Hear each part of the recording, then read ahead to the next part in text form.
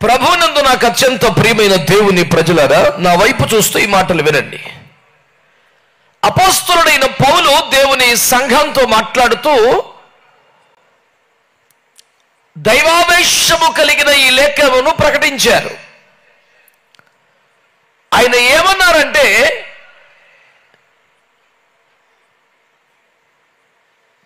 పిలుపుకు తగినట్లుగా మీరు జీవించాలి అనే ఒక మాట వారు ఉద్బోధించారు. దేవుని సంఘమునకు కావలసిన మర్మములన్నీ కూడా దేవుడు ఈ అపోస్తలుని చేత బయలుపరచడం గొప్ప విశేషం. తనకంటే ప్రధానులైన అపోస్తలులు తనకు ముందే ఉన్నప్పటికీ కూడా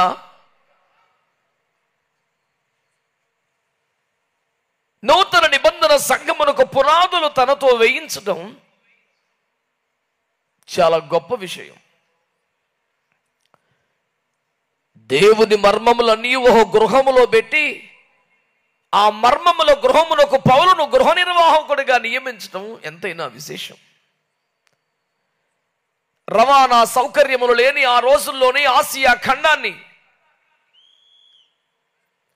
2 సార్లు మిషనరీ యాత్రలతో చుట్టి రాగలిగిన సువార్త యోధుడు, బహుశ్రమల బాధిత శిలువ యోధుడు పౌలు అపోస్తలుడని చెప్పడంలో ఎలాంటి సందేహం లేదు. వ్యక్తిగత జీవితం పరంగా చూస్తే నేను క్రీస్తుని పోలి నడుచుకున్నాను అని చెప్పగలిగిన, ఆయన శ్రమలలో కొదవగా ఉన్నవేమైనా ఉంటే అవి కూడా నేనే అనుభవించాలి అని అప్పగించుకున్న మహావైరాగ్యము కలిగిన, ఉపేక్ష కలిగిన భక్తి సాధకుడిగా ఆ దైవజనుడిని మనము గ్రంథములో చూస్తాం. ఇలాంటి ఒక గొప్ప దైవజనుడు సంగమునకు చేస్తున్న సకలోపదేశములలో ఒక మంచి మాట, మీరు పిలుపుకు తగినట్లుగా ఉండండి అని. మీరు పిలుపుకు తగినట్లుగా నడుచుకోండి అని. దేవుడు ప్రేమతో మనల్ని పిలుస్తున్నట్లుగా బైబిల్లో ఎన్నో చోట్ల మనము ఆ మాటలు కనుగొంటాం. అయితే ఆ పిలుపుకు తగినట్లుగా నడుచుకోవటం ఎలా? మన మాటలలో, పాటలలో పిలుపుకు తగిన అనే మాట సర్వసాధారణంగా వస్తూనే ఉంటుంది.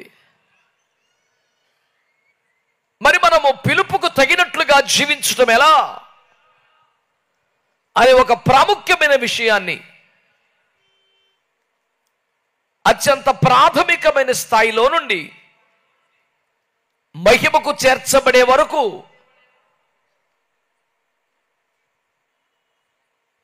ఒక వరుస క్రమములో మనకున్న సమయ పరిధిలో కొంతైనా మీ ముందు పెట్టాలి అని దేవుని ఆత్మ ద్వారా నేను సిద్ధపరచబడి మీ మధ్యలో ఉన్నాను. నా మాటలు వింటున్నవారు, మీకు పరిచయం చేసిన ఈ కాన్సెప్ట్ గ్రహించిన వారు ఒక మంచి స్తోత్రం చెప్పగలరా అండి? చాలా స్వరాలు తగ్గాయి అప్పుడే. ప్రియులారా, దేవుని బిడ్డలారా, మీరు పిలుపుకు తగినట్లుగా ఉండండి అనే మాటను దేవుని వాక్యం ఈ పూట మన ఎదురుకు తీసుకొచ్చారు గనుక ఏమని పిలిచాడో ఆ పిలుపుకు తగినట్లుగా మనము ఎట్లుండాలి అనే ఒక ప్రాథమిక అంశములు మొదలుకొని గంభీరమైన విషయముల వరకు బైబిల్లో ఉన్నవన్నీ ఒక్క సందేశములో, ఒక్క సభలో ఎప్పుడు ఎక్కడ ఎవరికి సాధ్యం కాదు గనుక కొన్నైనా మీ ఎదుట ప్రస్తావించే ప్రయత్నం చేస్తున్నాను. కృపగల దేవుని ఆత్మ మనందరికీ సహాయము చేయునుగాక. ప్రియులారా, ఈనాటి ధ్యానములో మొదటి పిలుపు మరియు తత్సంబంధితమైనటువంటి ఈ ఏర్పాటును మనము చూడడానికి పరిశుద్ధ గ్రంథమైన బైబిల్లో నుండి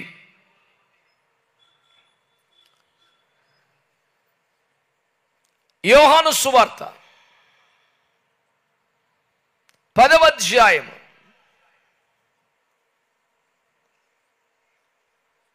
జగమెరిగిన వచనం 10వ వచనం చదివి పెట్టండి.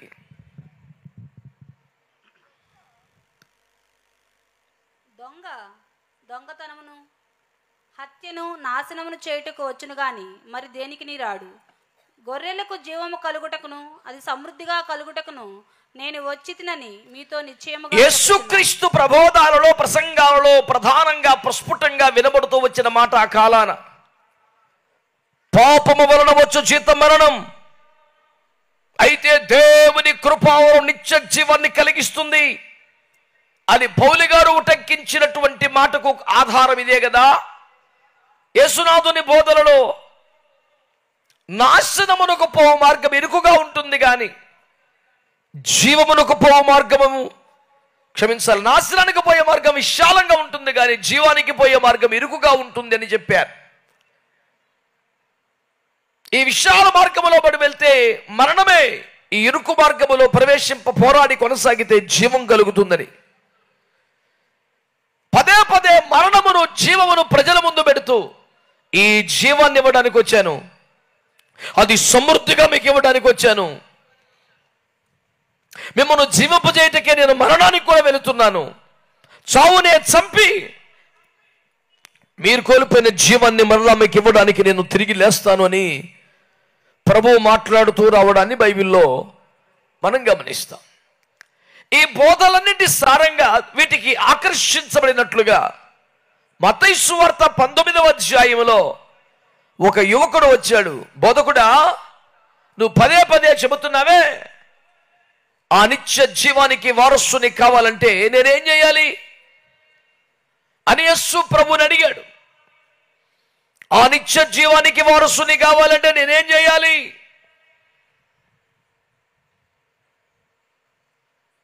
అనే మాటను యేసుక్రీస్తు ప్రభుని అడిగితే,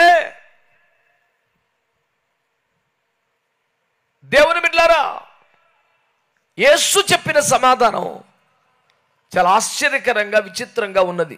ఒకసారి చదువుతారా? ఆయన మత్తయి సువార్త చదువుతారా? చదవండి. అందుకు ఆయన, మంచి కార్యం కూర్చుని నన్ను ఎందుకు అడుగుచున్నావు? నాకు కావాల్సింది అది కాదుగా. 21 చదవండి. అందుకు యేసు, నీవు పరిపూర్ణుడొకటకు కోరిన ఎడల పోయి నీ ఆస్తిని అమ్మి బీదలకిమ్ము, అప్పుడు పరలోకమందు నీకు ధనము కలుగును. ఇప్పుడు తలను పైకెత్తి నా వైపు చూస్తూ వినండి ప్రియులారా. ఆ వ్యక్తి ఏమి కోరుతున్నాడు? ఏదో జ్ఞాపకార్థ కూడికల్లో కూర్చున్నట్టుగా ఇంత గంభీరమైన మౌనం పాటించడం అవసరం అంటారా భక్తులారా?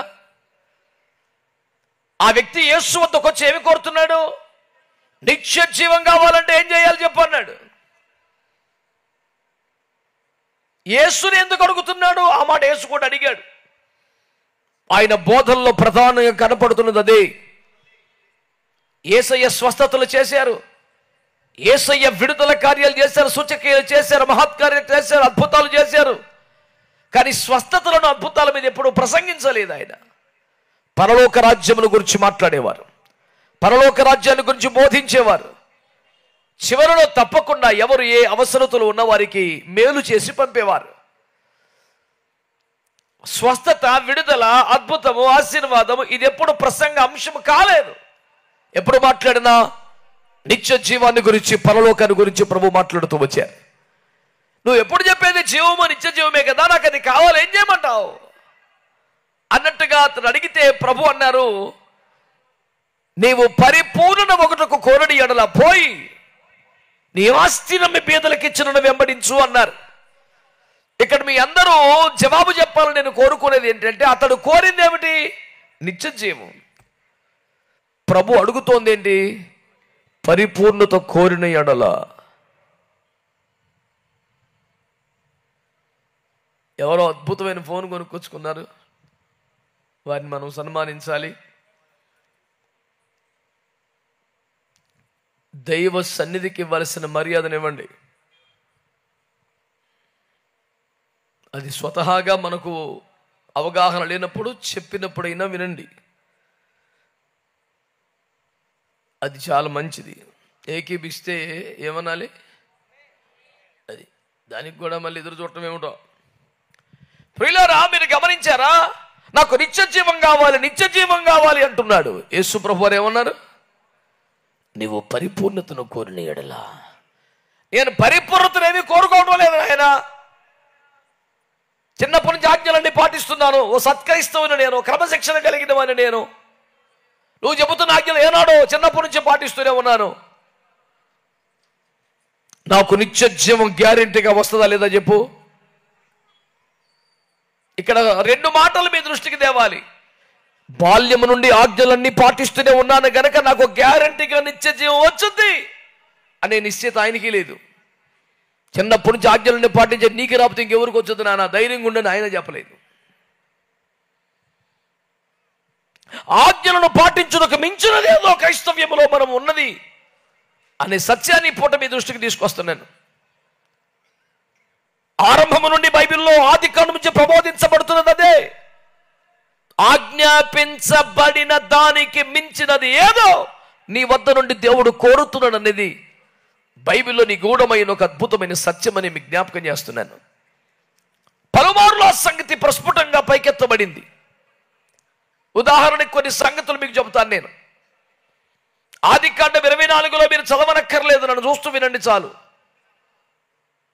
అబ్రహాము గారు తన కుమారుడైన ఇస్సాకుకు తగిన వధువును తెమ్మని ఎలియాజరును పంపించినప్పుడు అతడు ఎంపిక చేయబడవలసిన కన్యకు ఉండవలసిన అర్హతలుగా ఏం పెట్టుకున్నాడు? నేను సాయంకాలం మన బావి దగ్గర కూర్చుంటాను, ఆ ఊరి కన్యకలు అనేకులు వచ్చి నీళ్లు చేదుకుంటూ ఉంటారు.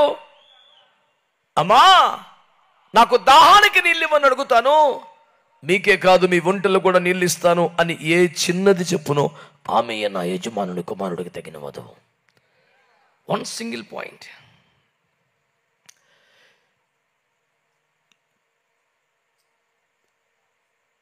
Not beating around the bush. ఓ తిరగటం, డొంక తిరగడం, 100 వ్యవహారాలు లేవు. సూటిగా అమ్మా నాకు దాహంగా ఉన్న నీళ్ళు పోయాను అడుగుతాను. అయితే తానే స్పందనగా అయ్యా మీకే కాదు మీ ఒంటెలకు నీళ్లు పోస్తాను అనాలి. అలా అయితే నేను సెలెక్ట్ చేస్తానన్నాడు. మరి అది కూడా నువ్వే అడగొచ్చు కదా, నేను అడగను. అదే కదా క్వాలిటీ. మరి అవి టెస్టే. అది నాకు నీళ్ళు అడుగుతాను, ఒంటెలకు కూడా తానే నీళ్లు పోయాలి. నేను అడిగినది ఒకటి రెట్టింపు తాను చేయాలి. అలా అయితేనే ఆ క్వాలిటీ ఉన్న వాళ్ళే అబ్రహాము కుమారుడైన ఇస్సాకుకు తగిన వధువుగా ఎంపిక చేయబడతారని బైబిల్ జ్ఞానం ఎరిగిన క్రైస్తవులని మీకు తెలిసిన ముచ్చటే కదా. తండ్రి అయిన అబ్రహాము మన దేవునికి సాదృశ్యముగా, ఇస్సాకు యేసుక్రీస్తు ప్రభుకు సాదృశ్యంగా, ఎలియాజరు పరిశుద్ధాత్మకు సాదృశ్యంగా, రిబ్కా ఎత్తబడే సంఘానికి సాదృశ్యంగా చెబుతున్నాం కదా. మరి ఎత్తబడే సంఘానికి ఉండాల్సిన క్వాలిటీ ఏమిటంటే ఆయన చెప్పిన దానికి 2 చేయడమే కదా. చెప్పిందే చేయలేని స్థితిలో ఉంటే ఇంకెక్కడ వ్యవహారం? దావీదు ఉదంతములో కూడా గొలియాతును చంపితే రాజుకు అల్లుడవుతారని చెప్పారుగా. ఇప్పుడేం మాట్లాడతలేదండి, నా పెళ్లి మ్యాటర్ ఏంటన్నాడు దావీదు. అప్పుడు అతనికి అందిన సమాచారం ఏంటి తెలుసా? రాజునకు అల్లుడగుట అంత సులభమని ఎంచుచున్నావా? 100 మంది ఫిలిస్తీన్ల ముందోళ్ళు తెస్తే తప్ప నీకు ఆ ఛాన్స్ లేదన్నారు. కోపంగా ఆవేశంగా వెళ్ళిపోయిన దావీదు 100 మంది ఫిలిస్తీ సర్దారుల ముందోళ్ళు తెమ్మంటే 200 మంది సర్దారుల ముందోళ్ళు తెచ్చి మరొక ఆప్షన్ లేకుండా చేసి పడేశాడు సౌలుకి. బైబిల్లో రెట్టింపు చేస్తున్న వ్యక్తులను, ఆ భక్తులను పైకెత్తి చూపుతున్నాడు దేవుడు. చివరికి విశ్వవిఖ్యాతమైన యేసునాథుని కొండ మీది ప్రసంగంలో కూడా ఎవరైనా మీరు మైలు దూరం నడవమంటే మీరు 2 మైళ్ళు నడవండి అంటాడు. సుమారు ఒక 15 సంవత్సరాల క్రితం మ్యాగజైన్లో నేను మాట రాశాను, 2వ మైలు భక్తి చేద్దాం అనే శీర్షికన. పిల్లరా, బైబిల్ గ్రంథం అంతట్లో మనకు ప్రస్ఫుటంగా కనబడుతున్న ఒక లక్షణం, చెప్పినది మాత్రమే చేస్తే ఏమిటి విశేషం? ఆయన ఆశిస్తున్నదంతా చేయాలి అని. యెషయి కుమారుడైన దావీదును కనుగొంటే నేను సమూయేలు గ్రంథపు ఉదంతాన్ని అపోస్తలుల కార్యములు 13వ అధ్యాయం 21, 22 వచనములు ఎత్తి రాస్తున్నటువంటి సందర్భంలో ఏమన్నాడు తెలుసునా? దేవుడు దావీదు కుమారుడిగా యెషయి కుమారుడిగా దావీదును కనుగొనను అనే మాట అంటూ, కోరుకునేను అని అంటూ, అతడు నా ఉద్దేశములను నెరవేర్చును అన్నాడు. ఆజ్ఞలు కాదు, ఉద్దేశాలు. ఉదాహరణకి ఒక ఆజ్ఞ నీకు చెప్పబడితే ఎందుకు చెప్పబడింది అనేది ఉద్దేశం. ఎందుకు చెప్పాడో అది నెరవేర్చగలిగితే, ఆ మనస్సు అర్థం చేసుకుంటే అది కదా విశిష్టమైన స్థానం. ఒక ఉదాహరణ చెప్తాను మీకు. నేను 132వ కీర్తనలో 13-14 వచ్చేదాల్లో ఆయన సియోనును కోరుకున్నాడని, ఇది నాకు నిత్యము విశ్రమ స్థానమగునని, ఇక్కడ నేను నివసిస్తానని మాట్లాడాడు కదా. మరి ఎప్పుడైనా ఎక్కడైనా దేవుడు సియోనును కోరుకున్నట్టుగా ఒక వచనం ఉందా? సమూయేలు గ్రంథంలో కానీ, రాజుల గ్రంథంలో కానీ, దినవృత్తాంతాల్లో కానీ దావీదు సియోను కొండను చెరపట్టి అక్కడి వారిని ఓడించి దాన్ని స్వాస్థ్యంగా తీసుకొని జయ జెండా పాతి, ఇది నా దేవునిది, ఇది నా ప్రభుకి అంటూ సియోను కొండను ప్రతిష్ఠించాడు. ప్రతిష్ఠిస్తే నాకెందుకు నా కొండలు అని ఆయన అలా. ఆయన ఏమన్నాడంటే, చాలా సంతోషం నాన్న, నిజాన్ని నేను ఇది కోరుకున్నాను, నాకు ఇది చాలా ఇష్టం. నేను దీనిని కోరుకొని ఉన్నాను, నిత్యము నా విశ్రమ స్థానముగా ఇదే ఉండను, ఇక్కడే నివసిస్తాను. నీకు అంత ఇష్టమైతే పట్టణములు దేశములను స్వాస్థ్యముగా పొంది సాధించి పంచిపెట్టిన యెహోషువకు ఎందుకు చెప్పలేదు అని అడిగేవనుకో, ఆయన అంటాడు, నేను దావీదు కూడా చెప్పలేదు. మరి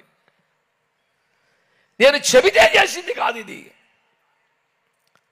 నా హృదయంను గమనించి తెలుసుకుని చేసిన కార్యం. మీరు గమనించారా? దావీదు నా హృదయానుసారి అని దేవుడు అన్నాడు. అంటే దేవుడు హృదయములో ఏది అనుకుంటూ ఉంటాడో, ఇలా అయితే బాగుంటుందిరా, ఇలా చేస్తే బాగుంటురా, చెప్పక ముందుకే దావీదు కూడా అట్లా చేయాలనిపిస్తుంది.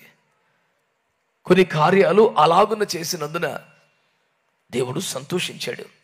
ఆదికాండం 18 అబ్రహాము వ్యవహారాన్ని కూడా మీరు చూడండి. నేను సొదొమ గొమొరాని నాశనం చేయడానికి అగ్ని కురిపించి శిక్షించడానికి వెళుతున్నానని దేవుడు అబ్రహాముకు చెప్పాడా? సొదొమను గురించిన మరణ నా దృష్టికి వచ్చింది, నేను ఉన్నట్లుగానో ఉందో లేదో చూడడానికి వెళుతున్నాను అన్నాడు.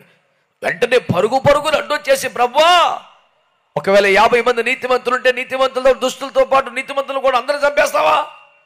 నేను చంపేస్తాను అనలేదే, అగ్ని కురిపిస్తాను అనలేదే, నేను అలాగ అనలేదు కదా, నువ్వు ఎందుకు కంగారు పడుతున్నావు అని దేవుడు అనలా. 50 మంది ఉండి వదిలేస్తానులే అన్నాడు. అసలు ఆ మాట దేవుడు ప్రస్తావించలేదు కదా.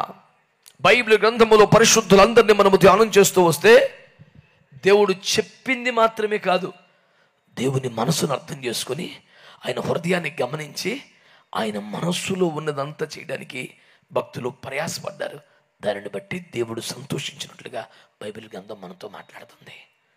ఈ రోజున నేను మీ దృష్టికి తీసుకొస్తుంది, ఆయన చెప్పిందే సరిగ్గా చేయలేకపోతే, అప్పగించిందే నెరవేర్చలేకపోతే, ఆజ్ఞాపించిందే పాటించలేకపోతే ఇంకా ఎక్స్ట్రా ఏనాడు చేసేది మనం? నేను నిత్య జీవాన్ని కోరుతున్నాను అన్నాడు. ప్రభు అన్నాడు, అలాగైతే పరిపూర్ణతను కోరుచున్నావా అన్నాడు. సార్, భూమి మీద ఎవడో పరిపూర్ణుడు కాదు అని మా పాస్టర్ గారు చెప్తే విన్నాను నేను. అట్లాంటివి ఏమి లేవు. అందరిని వాటి ఆశ పెట్టుకోమంది కూడా మా అయ్య గారు చెప్పాడు. నువ్వు లేనిపోని చెప్పాక నాకు అనే వ్యవహారమే కనబడుతోంది నేటి క్రైస్తవ్యంలో. రాజీ పడిపోతున్న భక్తి కనబడుతోంది క్రైస్తవ్యంలో. మత్తయి సువార్త 5వ అధ్యాయం చివరి వచనంలో, మీ పరలోకపు తండ్రి పరిపూర్ణుడు గనుక మీరును పరిపూర్ణులుగా ఉండెదరు అని తప్పుగా తర్జుమా చేయబడింది. మీరును పరిపూర్ణముగా ఉండాలి అనేది original translation. You must be perfect as your father in heaven is perfect అని రాస్తాడు. అంటే మీ పరలోకపు తండ్రి పరిపూర్ణుడు గనుక మీరును పరిపూర్ణులుగా ఉండాలి అని మాట్లాడాడు. ఉండేదనంటే అది ఒక వాగ్దానంగా మారిపోద్ది. Actually it was not a promise but A commandment of God almighty. అందుచేత ఈ పూట నా మొదటి మాటగానే మీ దృష్టికి ఏం తీసుకొస్తున్నానంటే, నిత్య జీవానికి రమ్మని పిలుస్తున్నాడు. మరణము నుండి శాశ్వత విమోచన కలిగిస్తానని పిలుస్తున్నాడు. సమృద్ధి జీవాన్ని ఇస్తానంటున్నాడు. కొంచెం ఇరుగ్గా ఉన్నది జీవానికి తీసుకెళ్లే మార్గం అంటాడు. ఇందుకొరకు నా శరీరమును తెరను చీల్చి నేనే ఒక మార్గమై మీకు నిలబడ్డానన్నాడు. మరి ఈ నిత్య జీవాలను సొంతం చేసుకోవాలంటే సావు తప్పి కన్నులు అట్టబోయిన వ్యవహారంలో ఏదో మొత్తానికి 35 మార్కులతో పాస్ అయిపోయిన విద్యార్థుల బాపతులో ఆజ్ఞలు పాటించేసాం, ఒడ్డున పడ్డాం, పరలోకంలో సీటు గ్యారంటీయేనా అనే తత్వంలో భక్తి చెయ్యొద్దని పరిపూర్ణతకై ప్రయాసపడమని దేవుడు కోరుతా ఉన్నాడు. ఈ మాటను అంగీకరించే మనసు మీలో ఎవరికైనా ఉంటే ఆమెన్ అనండి. అడిగాకనడంలో ఔచిత్యం ఏమిటో మరి. నేనేమంటున్నానంటే మీరు ఏకీభవించగలిగితే ఏమనాలి? ఆమెన్ అనేది లాస్ట్లో చెప్పుకునే మాట కాదు కదా సార్.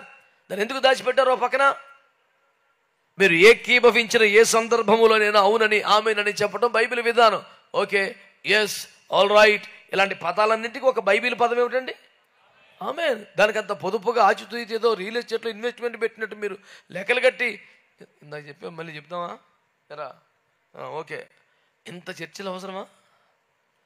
ఏదైనా ఒక మాటతో అవును కదా, నిజమే కదా, కరెక్ట్గా అనిపిస్తే మీరు ఏమనాలి? నేను అడిగితేనా అడగపోయినా అది అనండి ఒకసారి. దేవునికి స్తోత్రం కలుగును గాక. ఈరోజు నా దేవుని వద్ద నుండి ఒక పిలుపు మనకు వస్తోంది. ఆ పిలుపుకు తగినట్లుగా మనం ఎట్లుండాలి అనేదే మన ధ్యానాంశం. దేవుడు మనల్ని నిత్య జీవానికి పిలుస్తున్నాడు, మహిమలోనికి పిలుస్తున్నాడు, స్వర్గానికి పిలుస్తున్నాడు, మోక్షానికి పిలుస్తున్నాడు, సమృద్ధి జీవాన్ని ఆఫర్ చేస్తున్నాడు. నాశనం లేని, రాత్రి పడని, రోగం ఉండని, చిక్కిన పడని సమృద్ధి జీవానికి పిలుస్తున్నాడు. ఈ నిత్య జీవాన్ని కోరుతున్నవారు ఎవరైనా ఉంటే నాకు ఆ నిత్య జీవం కావాలి, నిత్య నాశనం తప్పాలి, నిత్య మరణం తప్పాలి, నిత్య జీవం కావాలి అని కోరితే నువ్వు అంతే సహజంగా పరిపూర్ణతను కోరాలి. Amen. Thank you so much for the response. That is how you need to respond. ఏం కోరాలట మనం? ఈ ముందున్న కొయిర్ వారి చేతిలో మైక్ ఉంటే తప్ప స్పందించరేమిడు. వారి మైకులు వారికి ఇచ్చేయండి. ఈ దేవునికి స్తోత్రం. ఈ మధుర స్వరాలు అల్లాటప్పగా పలికేవి కాదట. దేవునికి స్తోత్రం. సంగీత దర్శకుడు ఎంపిక చేసిన కొయిర్ అంటే విషయం ఉండే ఉంటుంది వాళ్ళలో.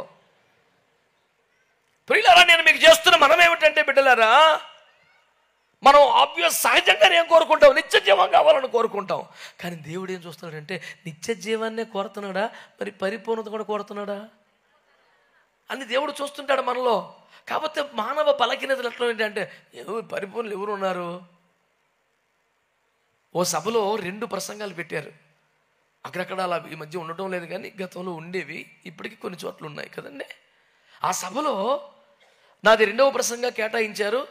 మీరు 10ంటికి రమ్మన్నారు. నాకు అట్లా అలవాటు లేదు, ముందు వచ్చి కూర్చోవటం అలాంటి ఫస్ట్ నుంచి. నాకేం పనులు ఉంటాయి? 100 రకాల పనులే ఉండవు, దేవుని సన్నిధి తప్ప ఇంకేముంది పని జీవితానికి అన్నా. నువ్వు ఇప్పటి నుంచి ఎందుకన్నా అంటే నాకు ఇంటికాడ ఏం పని రా అయినా, నేను దేవుని సందులో కూర్చుంటానంటే నీకేం అడ్డు, నేను ఒక మూలను కూర్చున్నానుగా, నీకేం అడ్డం రానుగా అని చెప్పంటే నా ఇబ్బందిగానే కన్వీనర్ ఒప్పుకున్నాడు. ఆ మొదటి ప్రసంగికుడు కూడా నా వైపు కొంచెం ఇబ్బందిగా చేశాడు. అయ్యా నేను ఒక మూల కూర్చుంటాను, నన్ను ఏమనబాకండి.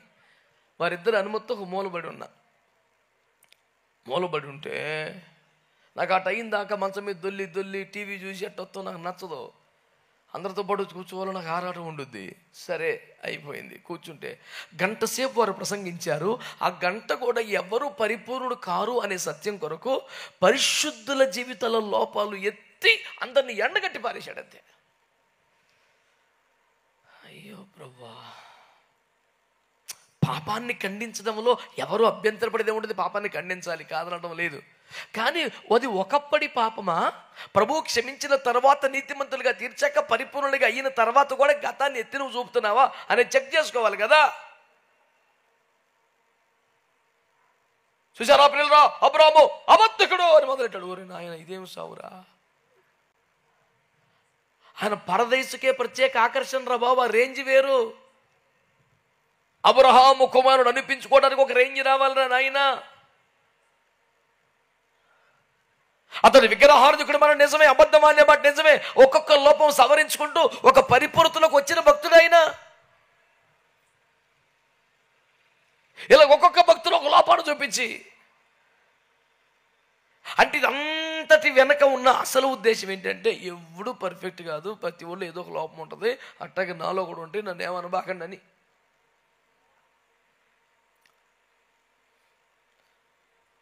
నేను ఒక మాట మీకు మనవి చేసుకుంటాను, దయతో అంగీకరించండి. మన మట్టి మానవ జీవితానికి అసాధ్యమైనవి యేసయ్య మనకి చెప్పడం. చెప్తాడా? సిలబస్లో లేనిది పరీక్షలు ఇస్తే అది విద్యాశాఖకి కరెక్టా అండి? 10th క్లాస్ ఓడికి ఇప్పుడు ఎంఎస్సి ఓడిది ఇచ్చి రాస్తావా సత్తావా అంటే న్యాయం అండి? మన పరిధిలో మన మానవ జీవితానికి ఎంత ఇవ్వాలో అంతగా దేవుడు ఇస్తాడు. అన్యాయం చేయడు కదా ఆయన. మరి పరిపూర్ణత దేవుడు ఆజ్ఞాపించాడంటే మట్టి జీవితానికి, మానవ జీవితానికి అది సాధ్యమని దేవుడు ఆజ్ఞాపించినట్లు లెక్క. నువ్వు ప్రయాసపడాలి, తిప్పలు పడాలి, అంతే. సరదా పడితే ఆడతా పాడతా తులుతా గంతులెత్తా వెళ్ళిపోటాకి ఏముండకుండా పరలోకం అంటే తైతకెళ్ళడే వ్యవహారమా? అది పరిశుద్ధుల శిబిరం ఒకరు పాడాడు. అది తేజోవాసుల నగరం అని భక్తులు ఆరాధన చేశారు. దూతలే అందరూ వెళ్ళలేకపోతున్న అత్యున్నత స్థానమని బైబిల్ గ్రంథం మాట్లాడుతోంది.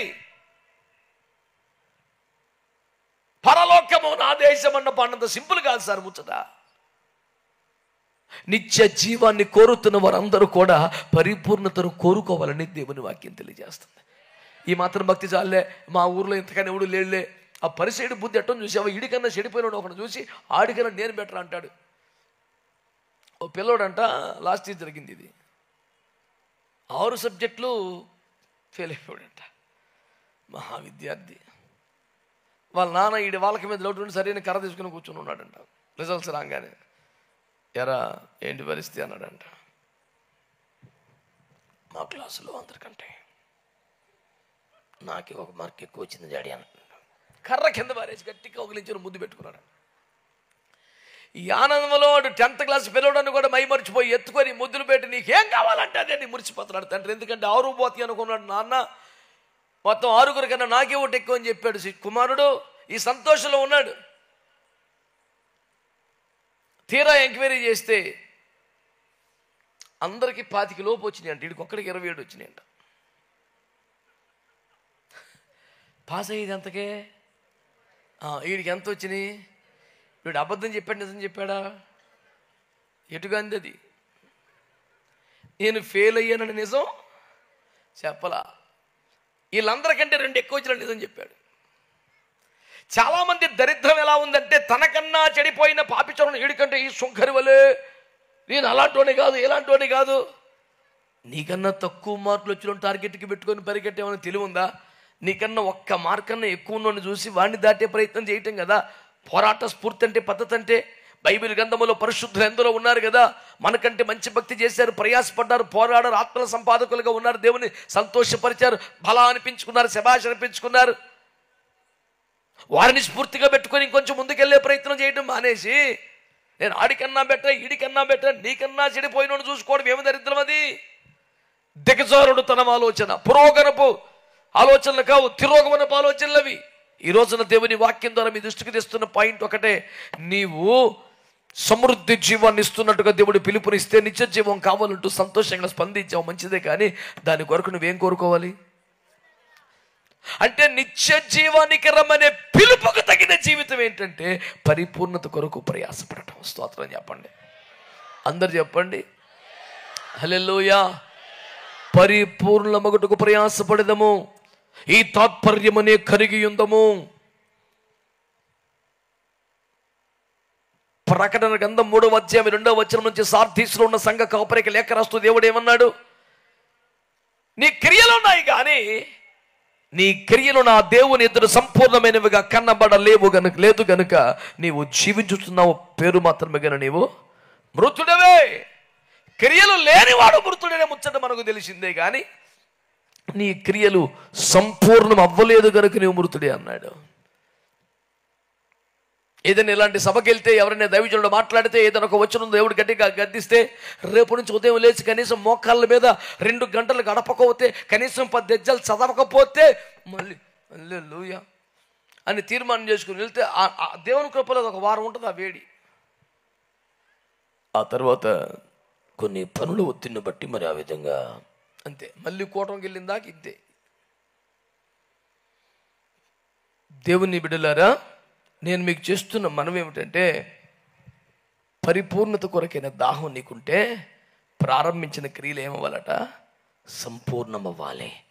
2వ కొరింథీ పత్రిక 7వ అధ్యాయం 1వ వచనంలో, ఎట్టి వాగ్దానములు మనకున్నవి కనుక దేవుని భయముతో వణుకుతో పరిశుద్ధతను సంపూర్తి చేసుకోవాలి అన్నాడు. విశ్వాస క్రియలు సంపూర్ణం కావాలని ప్రకటన 3:2లో మాట్లాడాడు. పరిశుద్ధ సంపూర్తి చేయమని 2వ కొరింథీ 7:1లో మాట్లాడాడు. ఎస్తేరు గ్రంథం 2:12లో పరిమళ క్రియలు సంపూర్ణం చేయమని మాట్లాడుతున్నాడు. మనము పరిపూర్ణము చేయవలసిన విషయాలు చాలా ఉన్నాయి బైబిల్ గ్రంథంలో. మొదలెట్టి ఎక్కడ ఆపేశావు?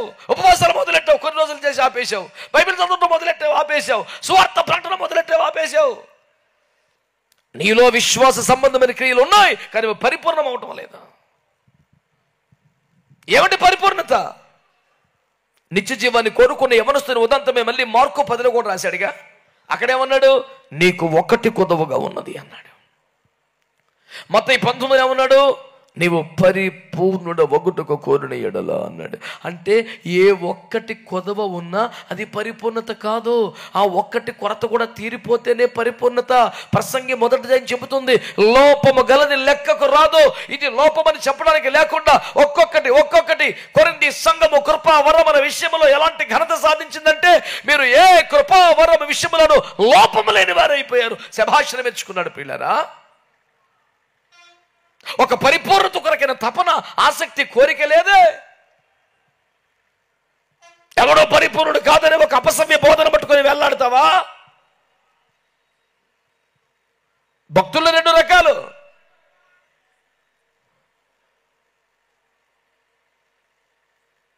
తుఫాను దెబ్బకి అల్లాడిపోతూ తెరసాప చెనిగిపోయి నీళ్లతో దూర నిండిపోయి ఇక మునిగిపోవటమే తరువాయి అనుకున్న స్థితిలో నీళ్ల మీద నడుస్తూ యేసు కనపడ్డాడు. అందరేమి ఆశపడ్డారు? నువ్వు రావాలే యేసయ్యా, నేను బతకాలే యేసయ్యా. నువ్వు వస్తే తప్పుకోలేదు. నానావలో యేసుండగా నే హాయిగా సాగేదా. నువ్వు వచ్చాయి అర్జెంటుగా. హల్లెలూయా. ఒక పేతురు మాత్రం అన్నాడు, నీవే అయితే నీలాగా నీళ్ళ మీద నేను కూడా నడుస్తాను, పర్మిషన్ ఇస్తావంటే రానా దా అన్నాడు. అంతే. ఎంత అద్భుతం! కల్లోలిత మహాభయంకర సముద్రములో మిగిలి ఉన్న ఒకే ఒక చిన్న ఆధారం ఆ పడవ. దాంట్లో ప్రభు అడుగు పెడితే క్షేమంగా ఒడ్డుకి వెళ్ళిపోతాం అందరూ కోరుకుంటుంటే, ప్రభు పడవలు అడుగు పెట్ట కాదు, నేను నీళ్ళ మీద అడుగు పెడతాను అని ఆశపడ్డాడు పేతురు. శభాష్ కొడుకు అన్నాడు. రామన్నాడు, ఛాన్స్ ఇచ్చాడు. ప్రపంచంలో యేసులాగా నీళ్ళ మీద నడిచిన ఒక చరిత్ర సృష్టించేశాడు.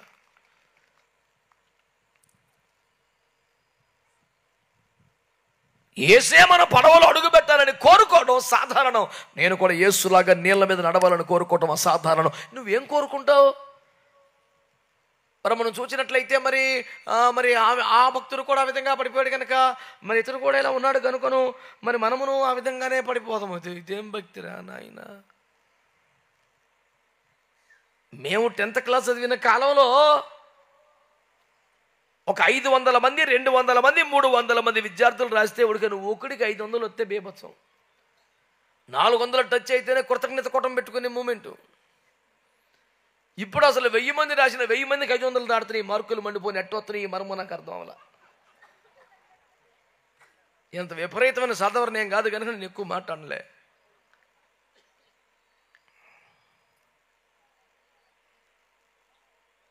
నేను పెద్దగా చదివి సావలేదని చెప్పాను. నన్ను పెద్ద పెద్ద కాలేజీలకి వాటికి కాన్వికేషన్స్కి గ్రాడ్యుయేషన్కి పిలుస్తుంటారు వీళ్ళు. ఓ చోట పిలిచారు. 100% సాధించిన ఈ సందర్భంలో చీఫ్ గెస్ట్గా జఫనీ శాస్త్రి గారు మాట్లాడతారంటే ఇదేమి సెంటరా నాయన. నేను పెద్దగా చదువుకోలేదని ఉపసంహార ఆరంభంలోనే చేసేవారిని అడిగాను, what do you mean about saying this 10%? అంటే ఎంతమంది రాశారో అంతమంది కూడా అందరూ ప్రథమ శ్రేణిలో ఎవరు 2nd క్లాస్లో కూడా లేరు. మా స్కూల్ అందరూ 1st క్లాస్. నేను తమాషాగా నిజంగా సీరియస్ ఉత్తిగానే అడుగుతానని చెప్పాను. టెక్స్ట్ బుక్లో ఎంత సమాచారం ఉందో దాన్ని 100% అనాలి. ఎగ్జామినేషన్లో ఎంత వస్తుంది? టెక్స్ట్ బుక్లో ఉండే దాంట్లో 20% వస్తే గొప్ప. ఆ 20%లో దేవుని కృపలో 10% ఆప్షన్స్ ఉంటాయి. ఆ 10%లో మనం ఎరగబొడిచి రాసేది ఎంత? యేసు రక్తం విజయం. నేను ఎందుకు ఈ మాట చెప్పానంటే వారిని నిరుత్సాహపరచడానికి కాదు, మొత్తం విషయంలో మనం సాధించగలిగేది ఎంత? ఒక పెద్ద బిందె తీసుకెళ్ళి సముద్రంలో నీళ్లు మంచి ముంచుకొని అంచుల దాకా తెచ్చి ఒక చుక్క కారిపోకుండా ఇంటి దాకా తెచ్చామనుకో, సముద్రం మొత్తం తెచ్చేసినట్టేనా?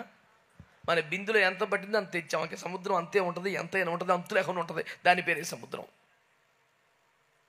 మీరు అవునని కానీ, ఆమెనని కానీ, కాదని కానీ, నోను కానీ అన్ని సర్వహక్కులు మీకు ఉన్నాయిగా.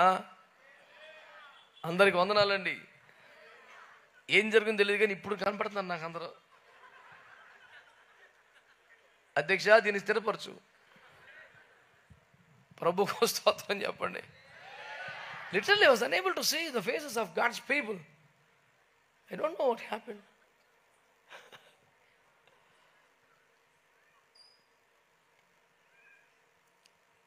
ఎక్కడో పొరపాటు జరిగింది, అదే క్లిక్ అయింది. అటుంచండి. సంగీతంలో అప్పుడప్పుడు అన్యస్వరం వేస్తే అందం పెరిగిందని శాస్త్రం ఒకటి ఉంది. దేవునికి స్తోత్రం. ఆ రాగంలో ఆ స్వరం ఉండదు కానీ ఉట్టి అటు టచ్ చేసేపాటికి ఆహాహా అన్నాడంట. అది సంగీతంలో పెద్దలు ఉన్నారు, మాట్లాడకూడదు. దేవునికి స్తోత్రం. ప్రియులారా, నేను మీకు చేసే మనమేమిటంటే దేవుని వాక్యంలో మనం కోరుతున్నదేమో ఒకటి ఉంటుంది, దానికి సంబంధించింది ఏమి కూడా. ఎంసెట్లో టాప్ ర్యాంక్ రావాలంటారు, 16 గంటలు క్రికెట్ ఆడితే ఆడొచ్చుతురా, నీకు చదవద్దు. అందరితో పాటు నేను మనిషిని కాదా, నేను యువకుని కాదా, నాకు ఆడుకోవాలి ఉండదు. ఆడుకో, మరి ఈ మార్కులు ఆశపడకు. You cannot have the bread and dollar too అనే ఒక సామెత ఉంది. అంటే నీ చేతిలో ₹1 అయింది, అవతల రొట్టె మొక్క ఉందా, రొట్టె కావాలంటే ₹1 ఇస్తే వాడు ఇస్తాడు. నా రూపాయి ఏమనంటే రొట్టె మొక్క ఇవ్వకూడదు. ఏమిటి ఉపసంహరణ బాగా ఎక్కువ మొదలెట్టు ఏమిటా? నన్ను చీకట్లో పెట్టే సకల ప్రయత్నాలు నశించునుగాక. ఎవడు వర్ధిల్లుడు ఆ విధంగా కొనసాగితే. దేవునికి స్తోత్రం. దేవునికి ఒక మంచి స్తోత్రం చెబుదామండి. ఈ దినం 6:30కే మా వాడు షురూ చేశాడు, కానీ భక్తులు ఎవరు రాలేదు. ప్లాట్ఫార్ మీదకి వచ్చినా స్టార్ట్ అవ్వడానికి 7:30 పట్టింది. దేవునికి స్తోత్రం. రేపు అలా చేయకండి, త్వరగా రండి. ఏముందండి, 1 గంట లేట్ అయితే మీకు ఉంటుంది, మాకు తెల్లారిపాటి ఇంకో చోటు పోవాలా, అటు చేయబాకండి మీరు. భక్తులారా, నేను మీకు చేసే మనం ఏమిటంటే మన పిలుపు ఏంటి, దానికి తగినట్టుగా ఎట్ట బతుకుతున్నాం. గొర్రెలకు జీవమును సమృద్ధి ఇవ్వడానికి వచ్చేసాను, రండి అంటే పరిగెత్తుకు వచ్చేసాం. ఆ నిత్య జీవం కావడానికి కోరడానికి ఏం కావాలట? పరిపూర్ణత కోరుకోవాలి. అంటే మన మనస్సు ఏం ఆశపడాలి? ఎప్పుడు నేను ఈ విషయంలో పరిపూర్ణం అయిపోవాలి, ఈ విషయంలో పరిపూర్ణం. హెస్కేల్ గ్రంథం 16వ అధ్యాయం, నీ నాభి సూత్రము కోయబడలేదు, ఉప్పు రాయలేదు, బట్ట చూడలేదు, రక్తం అడుగులో పడి ఉన్నావు అనే స్థితి నుంచి రాని యగునంతగా అభివృద్ధి చెందావనే దాకా 14 వచ్చిన దాకా రాసుకొచ్చాడు. 1 నుంచి అందులో నీకు ఉప్పు రాశాను, బట్ట చుట్టాను, నేను స్నానం చేయించాను, నేను మెల్లిగా అభివృద్ధి చేశాను, పాలతో పెంచాను, నీకు వయసు వచ్చింది, ఇష్టం పుట్టించే ప్రాయం వచ్చింది, అప్పుడు గోధుమలు, తేనె, నూనె పెట్టాను, ఆహారంతో ఇంకా బలపడ్డావు, వెండి బంగారములు, సన్నపు నారబట్టలు నీకు ఇచ్చాను, అప్పుడు రాని అగునంతగా నువ్వు అభివృద్ధి సాధించావు అని మాట్లాడాడు. గమనిస్తున్నారు పిల్లరా? రాని అయిన తర్వాత నెక్స్ట్ వచ్చును, నేను నీకు అనుగ్రహించిన నా ప్రభావము చేత నీ సౌందర్యము పరిపూర్ణము కాగా. స్తోత్రం చెప్పండి ఒకసారి. అంటే క్రియలు పరిపూర్ణం కావాలి, విశ్వాసము పరిపూర్ణం కావాలి, పరిశుద్ధత పరిపూర్ణం కావాలి, ఎత్తబడే పెండ్లి కుమార్తె సంఘ కన్య యొక్క సౌందర్యము కూడా పరిపూర్ణం కావాలి. పరిపూర్ణత గురిగా భక్తి చేయాలి. మారు మనసు పొందే బాప్తిసం పొందాం చాలండి, మా ఊర్లో ఈ పాట కూడా ఎవడో చేయడు. అపోస్తులకి 2వ అధ్యాయంలో ఏం చేయమంటావు అని భక్తులు అడిగితే హృదయమును పొడవబడి పేతురు గారు చెప్పింది. ఆనాటి సంఘం పాటించిన అనుభవాలు చూస్తే వరుసగా ఏమున్నాయి? వారు మారు మనసు పొంది, బాప్తిస్వాన్ని పొంది, పరిశుద్ధాత్మను పొంది, మూర్ఖులకు తరం వారికి వేరై, అపోస్తుల బోధలో, రొట్టె విరుచుట్లో, సహవాసంలో, ప్రార్థన చేయటంలో, ఆస్తులు అమ్మి వదిలేసుకొని నిత్యం మందిలో ఉండిపోవటంలో, అనగా ఒక ఉపేక్షలో, ఈ అనుభవాలన్నీ 2వ అధ్యాయంలో ఉన్నాయా లేవా? 37 మొదలుకొని చివరి 46 వచ్చిన దాకా. నువ్వు ఇంకా మారు మనసు పొందావు, బాప్తిసం పొందావు, నెక్స్ట్ లెవెల్ అంటే పరిశుద్ధాత్మ నింపుదల. నెక్స్ట్ ఏమిటి? వేరుబాటు జీవితం. నలుగురితో నారాయణ, కులంతో గోవిందంటే ఎలాగవుద్ది? వేరుబాటు జీవితం జీవించొద్దా? ఈ తరం వారికి వేరవద్దా? ప్రత్యేకత కనబడొద్దా? వారి విధులు సకల జనుల విధులకు వేరుగానే సాక్ష్యం డిపార్ట్మెంట్లు సాధించొద్దా? అదిగో ఒంటిగా నివసించిన జనములో లెక్కించబడరు. సంఖ్య 23, ఎస్తేరు 3:8, రోమ 12:1, సజీవ యాగము సమర్పణ, అపోస్తులు 2:40, మూర్ఖులకు తారీఖు వేరై నీ జీవితం సాక్ష్యం ఏది? మరి అన్ని ఆరకొరే.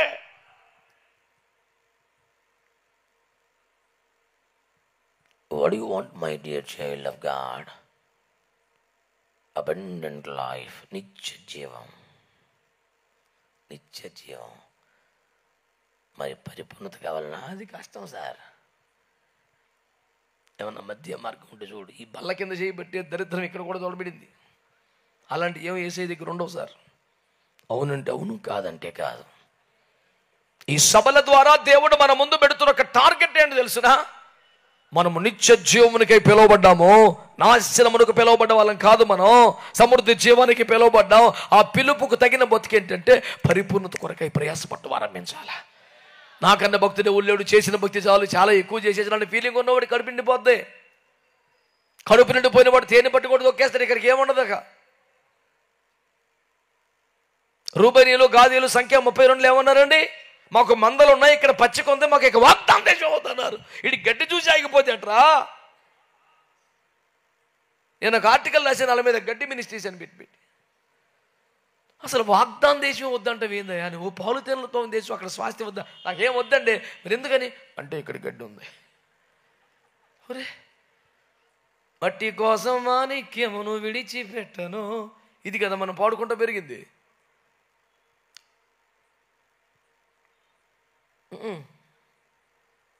ఏమవుద్దట? మాకు ఇక్కడ మందలు ఉన్నాయి, ఇక్కడ పచ్చిక ఉంది. పచ్చిక వలన నీకేంటి ఉపయోగం? గొర్రెలు బాగా తింటాయి సార్. తింటే ఏంటి ఉపయోగం? పాలు ఎక్కువ వస్తాయి సార్. అయితే ఉపయోగం ఏంటి? కొన్ని డబ్బులు వస్తాయి. ఇంకా మాంసం కూడా ఎక్కువ పడుద్ది, డబ్బులు వస్తాయి. అల్టిమేట్గా ఎండ్ ఆఫ్ ద డే వాళ్ళ రిజల్ట్ ఏంటి? కొన్ని ఎక్కువ డబ్బులు వస్తాయి. అంటే ఆర్థిక ప్రయోజనం కలిగితే ఆధ్యాత్మిక పురోగతిని ఆపేసుకునే దౌర్భాగ్యం ఎక్కడిది సార్? ఎంత దారుణం అండి ఇది. అందుకనే ఈనాటి సందేశములో ప్రథమాంశముగా నిత్య మరణమును, నిత్య నాశనము, నిత్య నరకమును తప్పించుకుంటే నిత్య జీవమును కోరుచున్నటువంటి క్రైస్తవులారా, దేవుడు నిత్య జీవనాన్ని పిలిచాడని సంబరపడుతున్న విశ్వాసులారా, నిత్య జీవమునకు పిలుపు నీకుంటే దానికి తగిన బ్రతుకేంటంటే పరిపూర్ణతను కోరుకోవడమే, దాని మీద సాధనం చేయడమే అని మీకు మనవి చేస్తున్నాను. హల్లెలూయా. ఈ పరిపూర్ణమైన కాన్సెప్ట్లో నుంచి చిన్న చిన్నగా దీని లోపటే దాగి ఉండే, ఇమిడి ఉండే కొన్ని మాటలను కూడా మీ దృష్టికి తీసుకొచ్చే ప్రయత్నం చేస్తాను. దయతో శ్రద్ధగా గమనించండి. పరిశుద్ధ గ్రంథం బైబిల్లో నుంచి ఒక వచనం చదివి పెట్టండి పిల్లరా. యెషయా గ్రంథం 55వ అధ్యాయం 1వ వాక్యం చదివి పెట్టండి. గున్లారా, నీళ్ళ యొద్దకు రండి. రోకలు లేని వారలారా, మీరు వచ్చుకొని భోజనము చేయుడి. రండి, రోకలు వచ్చుకొని భోజనం చేస్తామేంటమ్మా? కొని భోజనము చేయుడి. ఇబ్బంది ఏముంది? నిన్ను అసలు ఎవరు ఇబ్బంది పెడుతున్నారు? ప్రశాంతంగా దర్జాగా చదువు. దప్పికొనిన వారలారా రమ్మని దేవుడు పిలుస్తున్నాడు. ఇప్పుడు స్వరము పైకెత్తి, తలడు పైకెత్తి మాట చెప్పండి బిడ్డలారా. దేవుని పిలుపు అనండి. మన అంశం ఏమిటి? పిలుపుకు తగిన జీవితం. దప్పికొనిన వారలారా నీళ్ళ యొద్దకు రండి, దాహం తీర్చుకోండి అని దేవుడు పిలుస్తున్నాడు.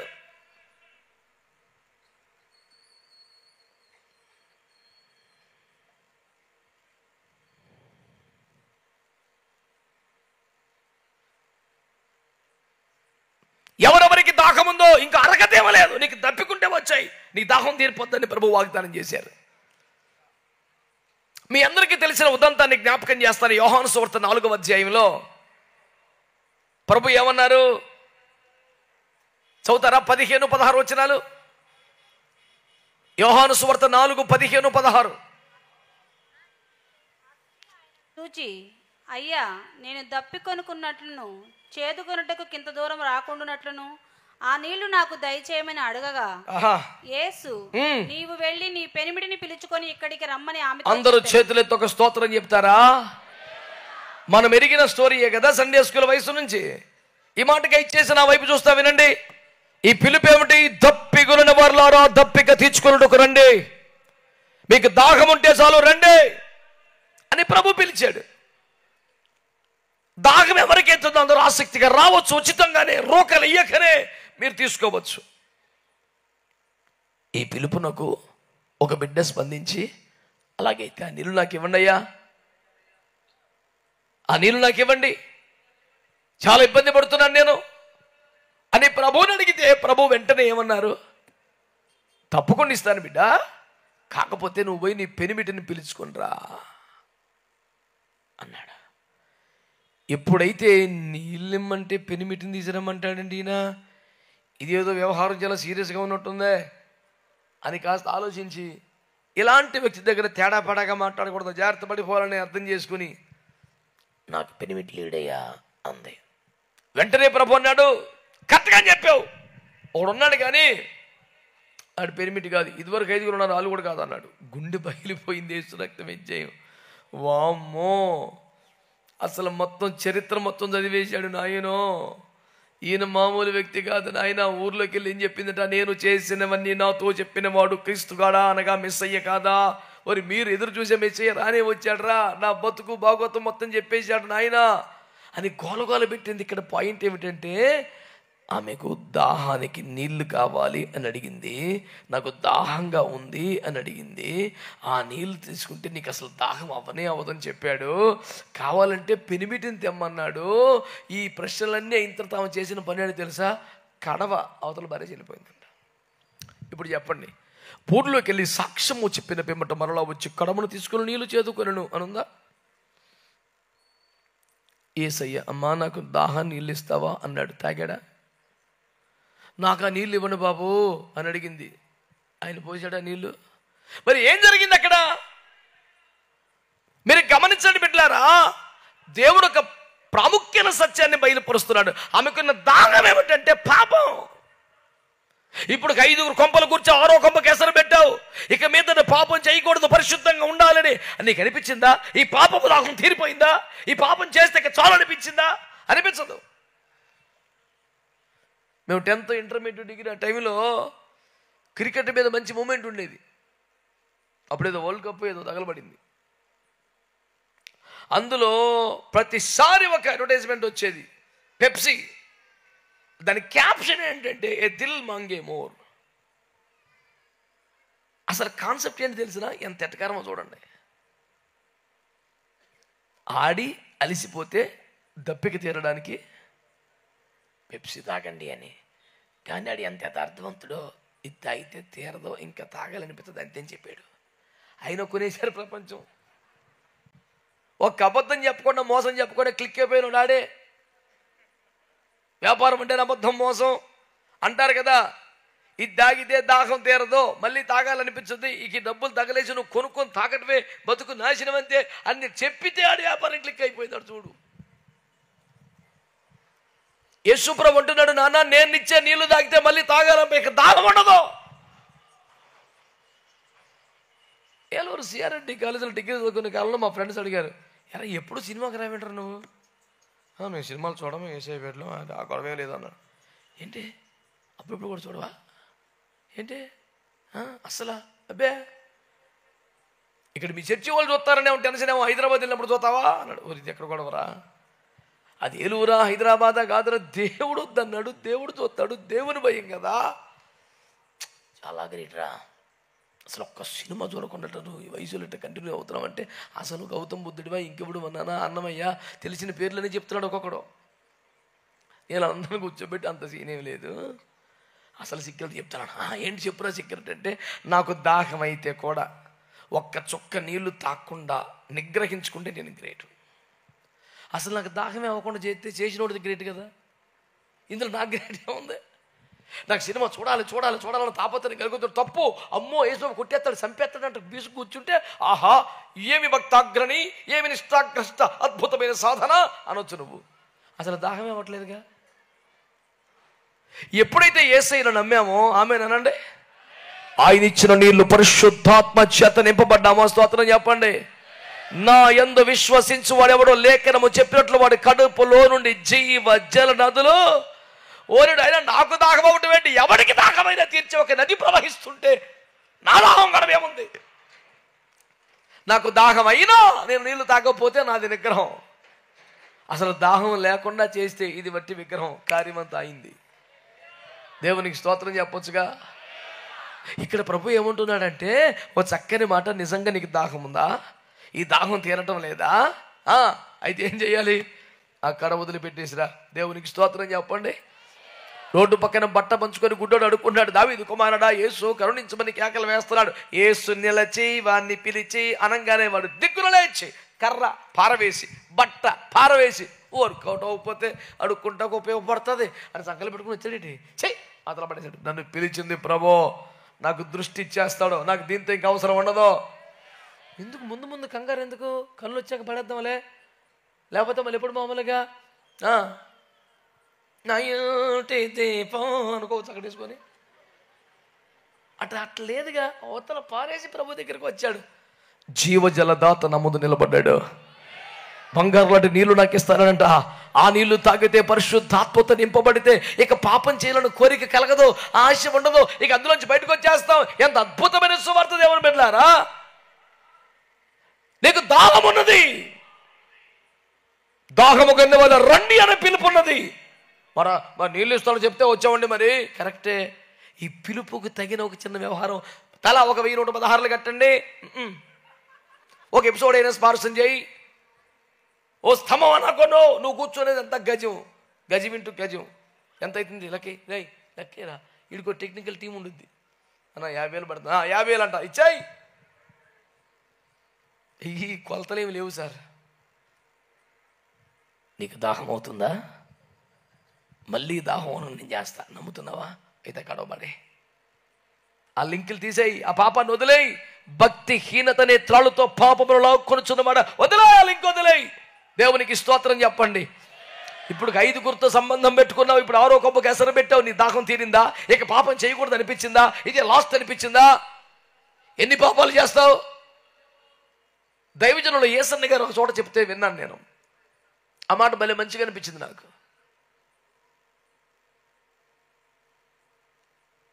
ఒక పెద్ద ఆయన వారిని పిలిచి, యేసన్నా ఎందుకన్నా మంచిది పెళ్లి చేసుకో, శోధన రాకుండా ఉండిద్ది అని చెప్పారంట. అయ్యా నేను సమర్పించుకున్నాను అయ్యా, నా వ్యక్తిగతంగా నేను ప్రభుకి ఇలా మొక్కుబడి చేసుకుని అలా సమర్పించుకున్నాను, నేను ఇలాగ ఉంటానయ్యా అని చెప్పారంట.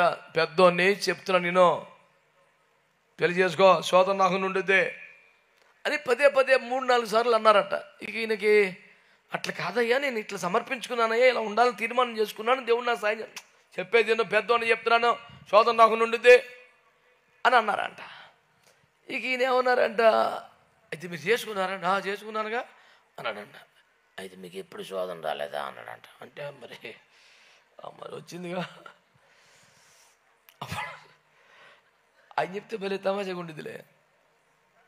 ఆయన అన్నారు, అయ్యా పెళ్లి చేసుకున్నా పెళ్లి చేసుకోమన్నా కడుపులో దేవుని భయం ఉండాలయ్యా. ఆయన కృప పొందితే ఆయన సాయం చేస్తాడు. పిచ్చి పిచ్చి చేసేలైతే పెళ్ళి అయినా తప్పే, పెళ్ళి అవ్వపోయినా తప్పే, చేతకుంటే అందులో భార్యతాడు, జాగ్రత్తగా ఉండి అంటే యేసు రక్తమే జయం. బిడ్డలారా మీరు గమనిస్తున్నారో లేదో కానీ ఎక్కువ శాతం మంది మౌనవ్రతం పాటిస్తున్నారు. మన అధ్యక్షుడు ఏం చెప్పాడు మాకు తెలియదు. దేవునికి స్తోత్రం. మీరు అది అమ్మ స్తోత్రం. దాముకున్న వర్లర రండి అనే పిలుపుకు స్పందించి వచ్చారుగా, దానికి తగినటువంటి షరతు ఏంటి? ఆ కొండ అవతల వారే. అది అయిపోయింది. 2వ పాయింట్ ఇప్పుడు వచ్చేసాం, ఇంకా ఆడే ఉన్నావు. 2వ పాయింట్కి వచ్చాం. కడవ వదిలాయి, ఆ పనికి మళ్ళీ లింకులు, ఆ దరిద్రం వదిలిపడి. అర్థమైన లామేనని చెప్పండి.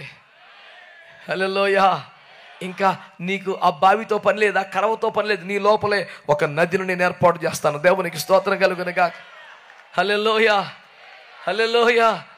నదులలో మునిగి శుద్ధి కమ్మనక నాలో జీవనదులు ఉంచినావు. ఎంత అద్భుతమైన మాట చెప్పాడు. ఏదో నదిలో పోయి నువ్వు తిప్పలబడరా, అట్లా నీలోనే నది పెట్టాను రా, నీకు ఆ గొడవ లేదని చెప్పాడు. నా డిగ్రీ చదువుకున్న టైంలో నా సాక్ష్యం అదే. నాకు దాహం అయితే నేను తట్టుకుంటే నేను గొప్పవాడిని, అది నాకు దాహం లేకుండా చేశాడు. ఆ పాపం చేయాలని, ఆ సినిమా చూడాలని, ఆ ఫ్రెండ్షిప్ చేయాలని లేకుండా చేశాడు. ఏ ఏలూరు సిఆర్డి కాలేజీలో చదువుతున్నానో అదే కాలేజీ గేటు ఎదురుగుండా మెడలో డ్రమ్ వేసుకొని పాటలకు వాయిస్తూ సువార్త దండయాత్రలకు వెళ్తే, బ్యాప్టిజం సర్వీస్కి వెళ్తే, తెల్లారిపోతే కాలేజీకి వస్తే అరే బ్యాండ్ మేలోడు వచ్చాడ్రా, అరే మంగళోడు వచ్చాడ్రా, అరే మాది కూడా వచ్చాడ్రా అని చుట్టూ జనం చేరి విపరీతమైన ర్యాగింగ్ చేసే ప్రయత్నం చేశారు. చిద్విలాసంగా కాలు మీద కాలేసుకొని దర్జా కూర్చుని లలిసిపోయారు పాడి పాడి. అరే నీకేం ఫీలింగ్ లేదా అసలు? ఏందిరా నువ్వు? ఏం ఫీలింగ్ ఉండాలి అన్నారు. నిన్ను షేమ్ చేస్తామన్నాడు. అసలు నేను షేమ్ అయ్యా, నేను పరలోకంలో 1కి 10 మార్కులు పెరిగిపోతుంటావు పక్క నుంచి. ఇది హ్యాపీ మూమెంట్ రా. డబ్బులు జోబులు ఎక్కువ తక్కువ తలకు కేక్ కొనిద్దురు మీకు అన్నాను. ఇరిటేట్ అయిపోయి వెళ్ళిపోయాడు ఒక్కొక్కడు. సిగ్గుపడే ముచ్చట సార్ అది. I'm not ashamed of the gospel. నేను సువార్త విషయమై సిగ్గుపడువాడును కాను. దేవునికి స్తోత్రం కలుగును గాక. హల్లెలూయా, హల్లెలూయా. నేను సినిమా చూస్తుంటే చూశాను, వ్యభిచారంలో పట్టబడ్డావంటే సిగ్గుపడాలి, కానీ నువ్వు నిన్న సువార్త చెప్పావండి సిగ్గుపడేది ఏముంది? ఎస్ ఎస్, నా భాగ్యం అదే. కాలేజ్ వదిలిపెడుతూనే వెళ్తూ ఏలూరులో ఒకరోజు శనివారపేట సెంటర్కి, ఒకరోజు వంగాయ కూడా సెంటర్, ఎక్కడ పడితే అక్కడ నిలబడి 1 గంట కరపత్రికలు మంచిగా కొంపకెళ్ళేవాడిని కాదు. ఏం పని ఉంది మనకి? డైలీ సర్వీస్ 1 ఇయర్ చేశాను బస్సులో. డ్రైవర్ గారితో ఫ్రెండ్షిప్, అన్న అన్న అన్న అని బతిమాలి సీట్లు ఉన్నా, బానెట్ కాలిపోతున్నా బానెట్ మీద కూర్చొని, అన్న గుడ్ మార్నింగ్ అన్న, అన్న థ్యాంక్స్ అన్న, అన్న సమోసా తింటావా, అన్న జాంకాయ తింటావా, అట్టట్టు మాటలు కలిపి సువార్త చెప్పి 4 డ్రైవర్లకు బాప్తిజాలు ఇప్పించారు. దేవుని స్తోత్రం. వాళ్ళు ఇప్పటికీ ప్రభువులు స్థిరంగా ఉన్నారు. దేవుని స్తోత్రం. నేను చెప్పేసి ఏంటంటే మనకి టాలెంటా, అనుభవమా, ప్రసంగ సామర్థ్యం ఏమీ లేదు, కనుక ఆత్మను సంపాదించాలని దాహం ఉంది. దేవునికి స్తోత్రం చెప్పండి.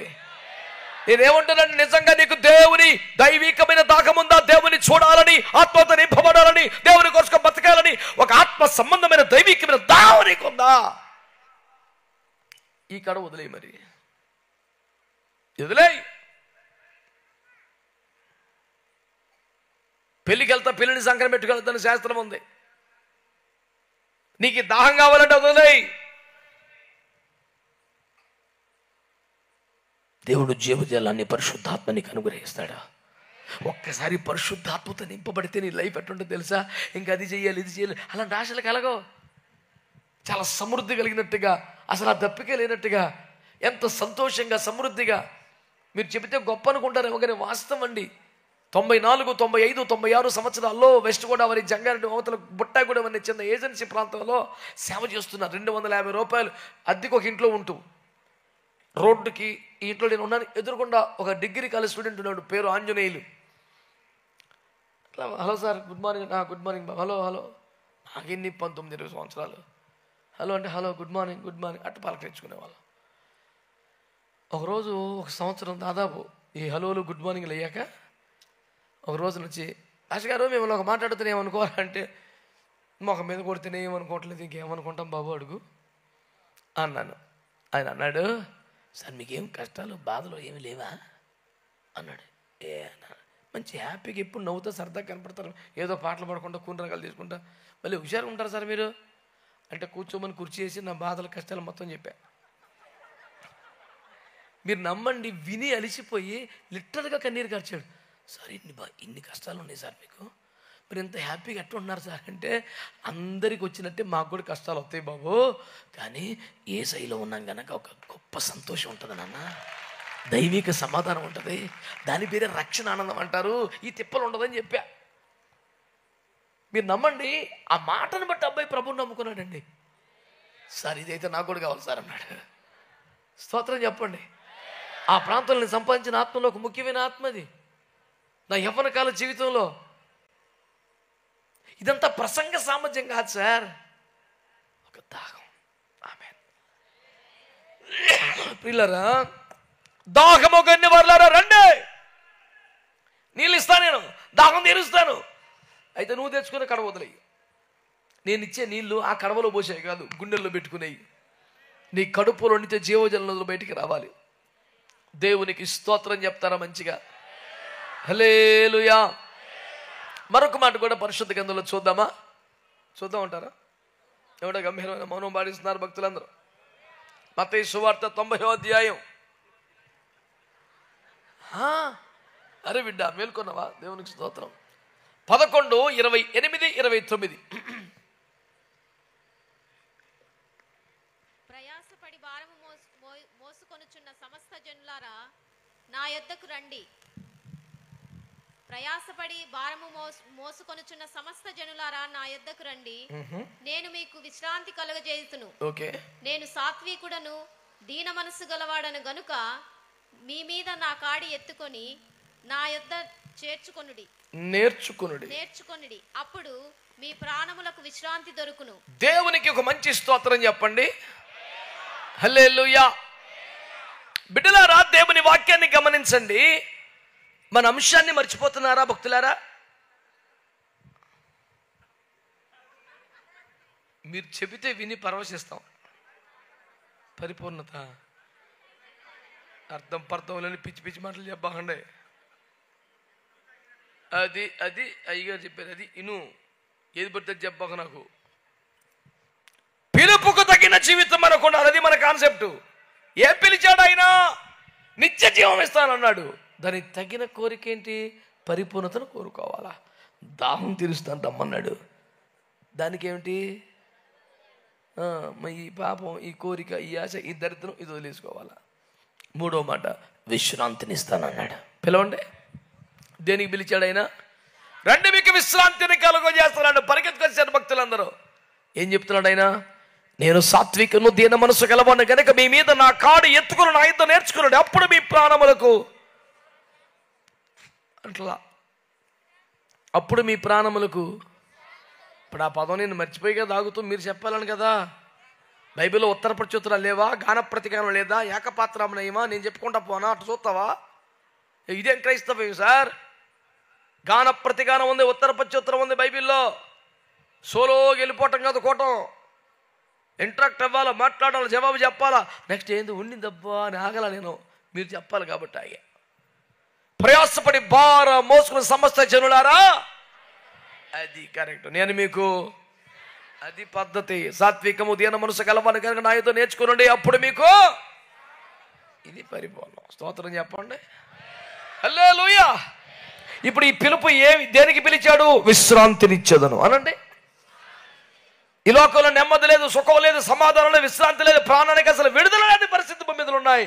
నీ ప్రాణమునకు విశ్రాంతి యేసు ప్రభు ఉచితంగా ఇస్తానని వాగ్దానం చేశాడు. కాకపోతే ఎట్లా?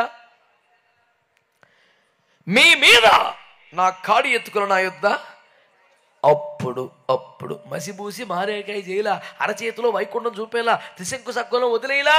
తేటగా చెప్పాడేమని?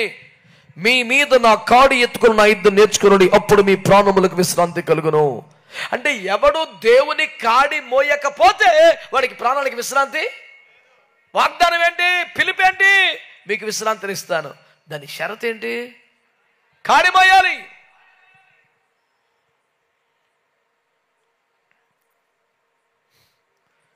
ఒక యవనస్తుడు సంఘంలో చురుగ్గా ఆయా పనులు చేస్తున్నాడు. ముచ్చట అనిపించింది. నానా ఇట్లా వచ్చాడు. ఏంటి సార్? మంచిగా పరిచయం చేస్తున్నావు నాన్న. Thank you sir. అయితే నువ్వు నీ యవన కాలంలో దేవుని కాడి మోయించాను అనమాట. అలానే దేవుడు చేశారు అన్నాడు. ఊరే ఎందుకు అట్లా తెలుసా అబ్బాయి? కాడి మోయటానికి అది సేవ, ఫుల్ టైం మినిస్ట్రీ అనుకొని అట్లాంటి దేవుడు లేదో నేను ఉద్యోగం చేసుకోవాలా, నువ్వు లేనిపోయి పెట్టబాకు. నాకు ఏదో ఖాళీగా ఉండి కొంచెం హెల్ప్ చేస్తున్నాం పాస్టర్ గారికి. ఆదివారం పూట ఒక అరగంట ముందు వస్తాం, ఒక అరగంట లేటుగా వెళ్తాం, తర్వాత మామూలే. అద్భుతమైన సాక్ష్యం అని చెప్తున్నాడు. నేనంత లోతుకి వెళ్ళలేదులే నాన్న, నువ్వు అన్నీ జబ్బాకు, నాకు టెన్షన్ వస్తుంది, నీ మీద మంచి ఇంప్రెషన్ ఉంది నాకు ఇప్పుడు దాకా, లేనిపోయి నీ జబ్బాకు. అంటే నిజమే సార్, ఏదో కాసేపు పట్టు సాయం చేస్తాను, పాస్టర్ గారు ఒకటే తిప్పలు పడుతున్నాడని తప్ప మాకు ఇవన్నీ పరిచర్లు కట్టేమి లేవు. అతనికి కాడి మోయుట అనగానే ఫుల్ టైం మినిస్ట్రీ, ఇంకా ఉద్యోగం చేయకూడదు, ఇంకేం చేయకూడదు, ఇక్కడికి వచ్చేయాలని టెన్షన్ పట్టేసుకుంది ఆ పిల్లోడికి. వాక్యంలో ఏమని రాశాడు తెలిసినా అండి? ఏమండి? ప్రయాసపడి భారము మోసుకొస్తున్న సమస్త జనులారా. అంటే ఎంతమందిని పిలిచినట్టు చెప్పాలి. ఎంతమందికి విశ్రాంతి వాగ్దానం చేశాడు? అందరికీ. మరి ఎంతమందిని కాడి మోయమన్నాడు? దేవుని కాడి మోయించిన. నా పిలుపది కాదు బ్రదర్. అసలు నీకు ఎగ్జంప్షన్ ఏడుంది నాన్న? విశ్రాంతి కొరకు ఎంతమంది పిలువబడ్డారో వారంతమంది ఖచ్చితంగా ఏం మోయాలి? దేవుని కాడి మొయ్యాల్సిందే. దేవునికి స్తోత్రం చెప్పండి. దేవుని కాడి అంటే ఏంటి ప్రియులారా? యెషయా 9:6 గుర్తుపెట్టుకోండి. ఏమన్నాడు అక్కడ? ఏలయనగా మనకి శిశువు పుట్టెను. మర్చిపోయారా వాక్యాలు? ఇప్పుడు ఇది సీజన్ వచ్చిందిగా. ఏంటిది సీజన్? అది ఏందో వచ్చింది సీజన్ ఉంటుందిగా వీళ్ళకి. మనకేటది సీజన్? యేసు రక్తం ఇచ్చేయం. నేను చెప్తా ఎప్పుడు ఒకటే మాట, సింపుల్ సూత్రం ఎప్పుడు ఒకటే, ఏంటి తెలుసా? యేసయ్య మన గుండెల్లో ఉంటే అదే క్రిస్మస్. యేసు కొరకు ఏమైనా నిందలు బాధలు తిప్పలు పడితే అదే గుడ్ ఫ్రైడే. ఈ నిందలు బాధలు కష్టాలు వచ్చినా సాక్షిగా నిలబడగలిగితే అదే ఈస్టర్. సత్క్రైస్తవుడికి ఈ 3 ప్రతిరోజు ఉంటాయి. అవునా కాదా? మాట్లాడరే. మళ్ళీ సపరేట్గా ఇంకో సీజన్ ఏడతారా మనకి? మాట్లాడవే. మరి మీరు ఆ విధంగా ఆ దినం ప్రార్థనకి వెళ్తాం. ఎందుకని? ఆ పేరు మీదే వచ్చేవాడు ఉంటాడు, దాన్ని పట్టుకుంటాకి. ఆడి కోసం, మన కోసం కాదు. మనకు రోజు అదే. ఆడు ఆయాలు తప్ప ఇంకెప్పుడు రాడు చర్చికి. నాకేమన్నా జ్ఞాపకార్థ కూటం దొరికితే ఇలాంటి సభ వదిలేసి వెళ్ళిపోతాను నేను, తెలుసా? ఎందుకంటే ఇలాంటి సభలకు రానోడు ఆడు దొరుకుతాడు నాకు. ఆడికి సువార్త చెప్పాలా? ఎవరు కూడా అవమేను కానీ స్తోత్రం కానీ అంటలేదండి. అసలు స్తోత్రాల విషయంలో పొదుపరులందరినీ పోగేసాం నాన్న. దేవునికి స్తోత్రం చెప్పండి. హల్లెలూయా. ఇప్పుడు సీజన్ అంతా ఏంటంటే, ఇప్పుడు సీజన్ అంతా పలు విధ పదములన, అది సీజను. ఫలితమేమి గనాలేక అంటే అప్పుడు అది ఆంధ్ర క్రైస్తవ కీర్తనలు 300 అప్పుడు అది పలుకుద్ది. ఇప్పుడు మన పొట్ట కాదు అది సీజన్లో కాదే. ఆయన మీ దండం పెడతా, అట్లాంటి ఫాలో అవ్వబాకండి. అసలు నాకు తెలియని డౌట్లు చాలా వస్తున్నాయి. శ్రమ దినాలు అనే పదం వింటున్నాను. ఎక్కడో సార్ అది? పోనీ ఎవరికి శ్రమ దినం? నీకు యేసు ప్రభుగా? ఎవరుగా? యేసు ప్రభుకి అంటే మనకే అన్నాడు. అంటే ఏంది శ్రమ దినం అంటే? మరి 40 రోజుల మాంసం ఉండదు కదా సార్. ఓహో, నీ దుర్మార్గం పోటుగాను. 40 రోజులు అడిగి మొక్కలేనందుకు అడిగి అది ఏ దినం అయిపోయిందంట? చిచ్చై, ఎంత కోటాలు పెట్టావు, వంకాయ కూర వండుతావా? నేను శాకాహారం పెడితే ఒక సభలో ఒక పెద్ద మనిషి అన్నాడు, అయ్యా ఇటు చెప్పాక ఇంకెప్పుడు కూడా పరువు తీసేసావు నువ్వు అంటే. ఏంటంటే ఒక్క మాట చెప్తే 50 కేజీలు చికెన్ ఇద్దు. నేను నువ్వు 50 కేజీలు చికెన్ వద్దు కానీ 50 రోజులు వరుసగా చర్చికి రాన్నా. నేను రానట. నీకు 50 కేజీలు కాకపోతే 70 కేజీలు ఇస్తా. వాడి ఆత్మే చికెన్ ఆత్మడిది. ఆత్మ వస్తే కానీ ఈ ఆత్మ శాంతించదు. ఒరి మాంస పిశాచి, మారు మనసు పొందరా అని చెప్పాను నేను. స్తోత్రం చెప్పరే. హల్లెలూయా. వాడు అంటాడు మొన్న మా ఫెయితంలో, అయ్యా గుడ్ ఫ్రైడే రోజున కనీసం గుడ్డు కూడా పెట్టవా? ఏడ దొరికారో మా పేనానికి 6,000 దయ్యాల్లో 1,000 జ్వరపడ్డ ఇల్లుకి. దేవుని గొప్పలో మాకు అట్లాంటి దయ్యాలు ఏమి లేవన్న వాళ్ళు స్తోత్రం చెప్పండి. ఏది నిజంగా నిజమే ఇదంతా? దేవునికి మహిమ కలుగునుగాక. అందరు చెప్పారా? ఏమంటున్నాడు? ఏలయనగా మనకు శిశువు పుట్టెను, మన కుమారుడు గ్రహించబడెను, ఆయన భుజముల మీద. దేవునికి స్తోత్రం చెప్పండి. కుమారుడు ఎవరు? ప్రభు అయినా యేసుక్రీస్తు. ఆయన భుజాల మీద ఏముంది? దేవుని రాజ్యం అనే భారం, ఆ కాడి ఉంది. ఆయన అంటాడు, రాయ్ నేను మీకు విశ్రాంతినిస్తా, మీ పాపాలను నేనే మోస్తా, కాకపోతే కొంచెం నా కాడి. మీ శాపం నేనే మోసానుగా, మీ పాపం నేనే మోసానుగా, మీ రోగాలు నేనే భరించానుగా, వ్యసనాలు కూడా నేను వేసుకున్నానుగా, మీరు మోసి తీర్చలేనివి నేను మోసేసాను నానా. నువ్వు చేయాల్సిందల్లా ఏంటంటే నా కాడి. ఏంటది? నా రాజ్యం. చదువుకున్నావా? స్కూల్కి వెళ్తావా? కాలేజీకి వెళ్తావా? ఉద్యోగం వెళ్తావా? వ్యాపారానికి వెళ్తావా? పనికి వెళ్తావా? ఎక్కడికి వెళ్ళినా ఈ కాడి భుజం మీద ఉండాలి. దేవుని రాజ్యాన్ని మోసుకొని వెళ్ళాలి. దేవుని రాజ్యం అంటే నీతి, సమాధాన, పరిశుద్ధాత్మ జ్ఞానం. దేవుని రాజ్యం అంటే మాటలు కాదు, శక్తి. ఇది కలిగిన సమాజంలోకి వెళ్ళి కొన్ని ఆత్మలు రక్షించకి. దేవుని రాజ్యం అంటే ఏంటండి? ప్రకటన 1:5-6 వచనాలు. ఆ రోజుల్లో ఏమంటాడు? రక్తం ఇచ్చి ప్రాణం ఇచ్చి మా దేవుని కోసం ఒక ప్రజలను కొని వారిని దేవునికి ఒక రాజ్యంగా చేశావు. రక్తము చేత కొనబడిన విమోచించబడ్డ వారే దేవుని రాజ్యం. ఆ రాజ్యమనే కాడి అంటున్నాడు. ఉద్యోగానికి వెళ్ళినా, వ్యాపారానికి వెళ్ళినా, ఎక్కడికి వెళ్ళినా కొంతమందిని యేసు రక్తము చేత కడగబడిన వారిగా మార్చడమే కాడి మొయ్యటం అంటే. చదువుకునే దశలో, ఎక్కడికి వెళ్ళినా నేను అంటున్నాను, ఈ కాడి పక్కన పెట్టి వెళ్ళొచ్చా? కాడి మొయ్యాలా? మాట్లాడతలా మీరు? హల్లెలూయా. మా పిల్లకాయలకు ఒక శ్లోకం నేర్పాను. పాడెక్కేదాకే కాడి అన్నాను. ఏది చెప్పండి? అంటే అంతే, ఇక బతికున్నంతకాలం అదే. కాడి మోసే ఎద్దు, కాడి లేని ఎద్దు అనండి. ఒక తేడా చెప్తాను, పట్టుకోండి మీరు. ఏ కాడి భుజాన లేని ఖాళీగుని ఎద్దుని కర్రతో ఒక దెబ్బ కొట్టు, అది చెంగును ఎగిరి ఎటు పడితే అటు పరిగెట్టుద్ది, దాని ఇష్టం. అదే కాడి మోయిచిన ఎద్దును ఒక దెబ్బ కొట్టి ఏం చేస్తుంది? కాడిని ఇంకా జాగ్రత్తగా మోస్తుంది, ఎటు పరిగెడుతుంది. అది నాగలైనా బండి అయినా కాడి మోస్తుండగా దెబ్బ కొట్టామనుకో, కొట్టినా కొద్దీ ఇంకా ఓపికగా ఇంకా కష్టంగా తన శక్తికి మించిన లాగుతానే ఉంటుంది తప్ప చెంగుని ఎగిరి అటు ఇటు దూకేది ఉండదు. కాడి భుజాన మీద ఉంటే గద్దింపును కూడా స్వీకరిస్తాడు, శిక్షను స్వీకరిస్తాడు, దైవజనుల ఉపదేశాన్ని అంగీకరిస్తాడు. లేదంటే చర్చి మనిషి ఇంకో దాంట్లో దూకుతాడు. ఎందుకని? ఇది కాళ్ళని ఎద్దు దూకుద్ది. అది భలే ఎద్దు మన దగ్గర వచ్చేదని ఆ పాస్టర్ చేర్చుకుంటాడు. అది కొమ్మెకరేసి కాలు ఇసిరితే మళ్ళీ దూకుద్దని ఆయనకి తెలియదు. ఓ నెల రోజులు పోయిన తర్వాత ఇది మళ్ళీ ఇంకో చోటకి ఎగురుద్ది. అప్పుడు మొదటి పాస్టర్ గారికి, సార్ పలానోడు వస్తున్నాడు చర్చికి, అప్పుడు ఫోన్ చేస్తాడు. రాంగని చేయాలి గీడు చేయడు. ఈడు చర్చలు వదిలేసే చేస్తాడు. లేదండి కొంచెం రావట్లేదు. మన దగ్గర కూడా వచ్చాడులే. వచ్చాడు, ఉన్నాడా సార్ అంటే పంపించేసా, నాకు నచ్చలా, పుట్టిదే ఆడు వెళ్ళిపోయాడు. మాయలోకంలో మాయలిల్లి ఉన్న యేసయ్య రాజ్యంలో అని ఒక పాట ఉంది. మనకి ఎందుకు సార్ మాయలు? తేటగా క్లియర్గా ఉందాం, ఆమేనండి.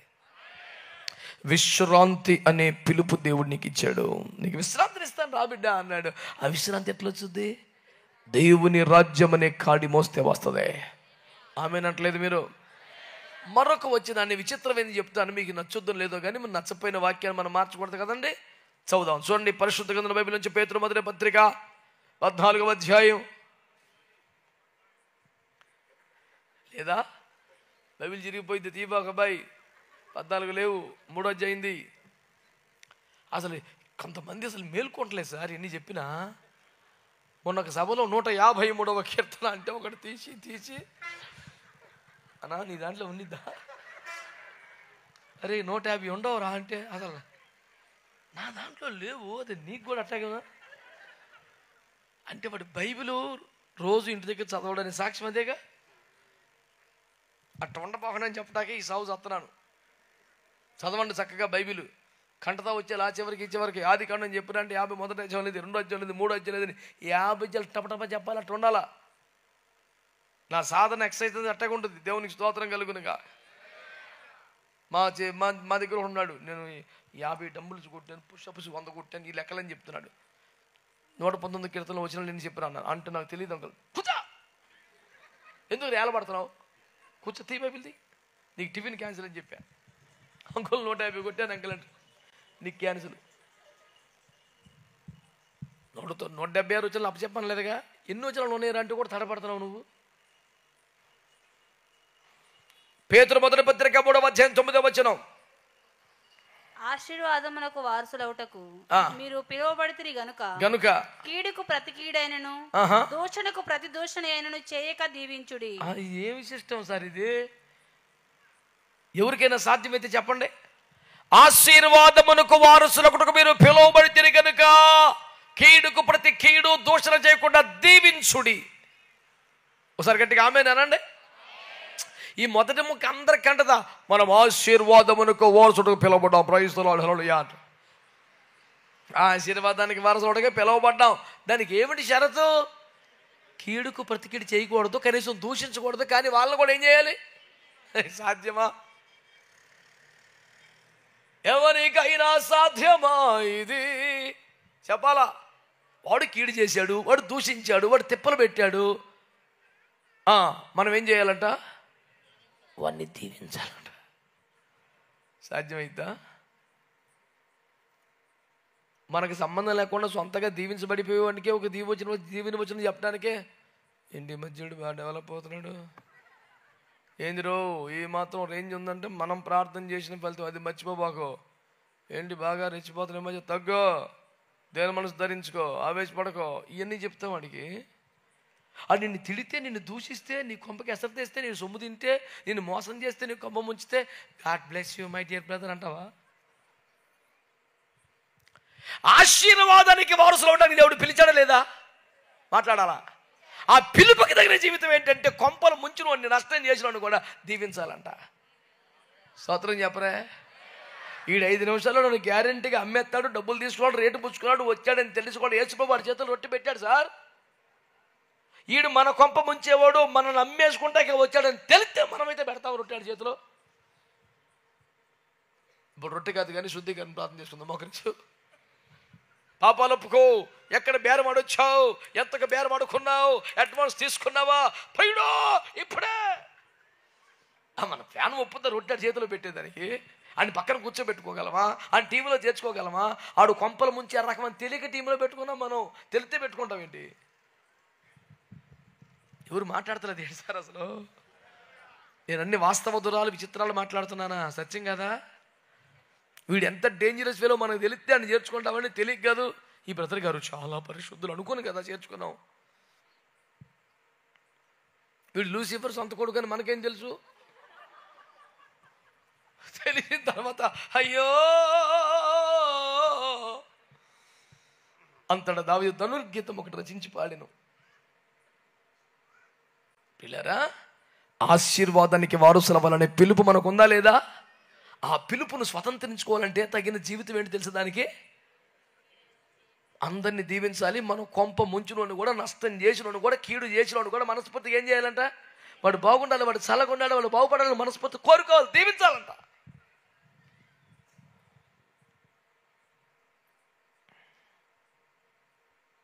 ఫస్ట్ నుంచి గబగబా చెప్పండి. నిత్య జీవాన్ని పొందాలంటే ఏం కోరుకోవాలి? దాహం తీరాలంటే, విశ్రాంతి పొందాలంటే చెప్పండి. ఆశీర్వాదానికి వారసులు అవ్వాలంటే ఎవరిని? కీడు చేసిన వాడు దీవించాలి.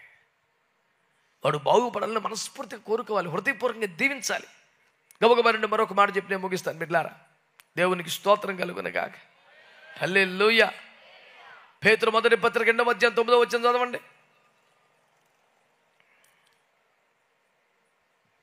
అయితే మీరు చీకటిలో నుండి ఆశ్చర్యకరమైన తన వెలుగులోనికి మిమ్మును పిలిచిన వాని గుణాతిశయములను ప్రచురము చేయు నిమిత్తము ఏర్పరచబడిన వంశమును, రాజులైన యాజక సమూహమును, చీకటిలో నుండి ఆశ్చర్యకరమైన వెలుగులోనికి పిలిచిన వాని గుణాతిశయములు ప్రచురము చేయు నిమిత్తం మీరు ఇలా ఇలా ఇలా అన్నాడు. నా వైపు చూడండి, తలలు పైకెత్తి. ఎందుకు పిలిచాడట? ఆయన గుణాతిశయములను ప్రచురము చేయు నిమిత్తము అనండి. యేసునాథుని అతిశయింపదగిన గుణములు: పరిశుద్ధుడు, ప్రేమమయుడు, నీతిమంతుడు, పునరుద్ధానుడు, కనికర సంపన్నుడు, జాలిగల దైవం, దీర్ఘశాంతుడు, కృపా సముద్రుడు. ఆయన గుణాలను ప్రచురించడానికి పిలిచాడంట.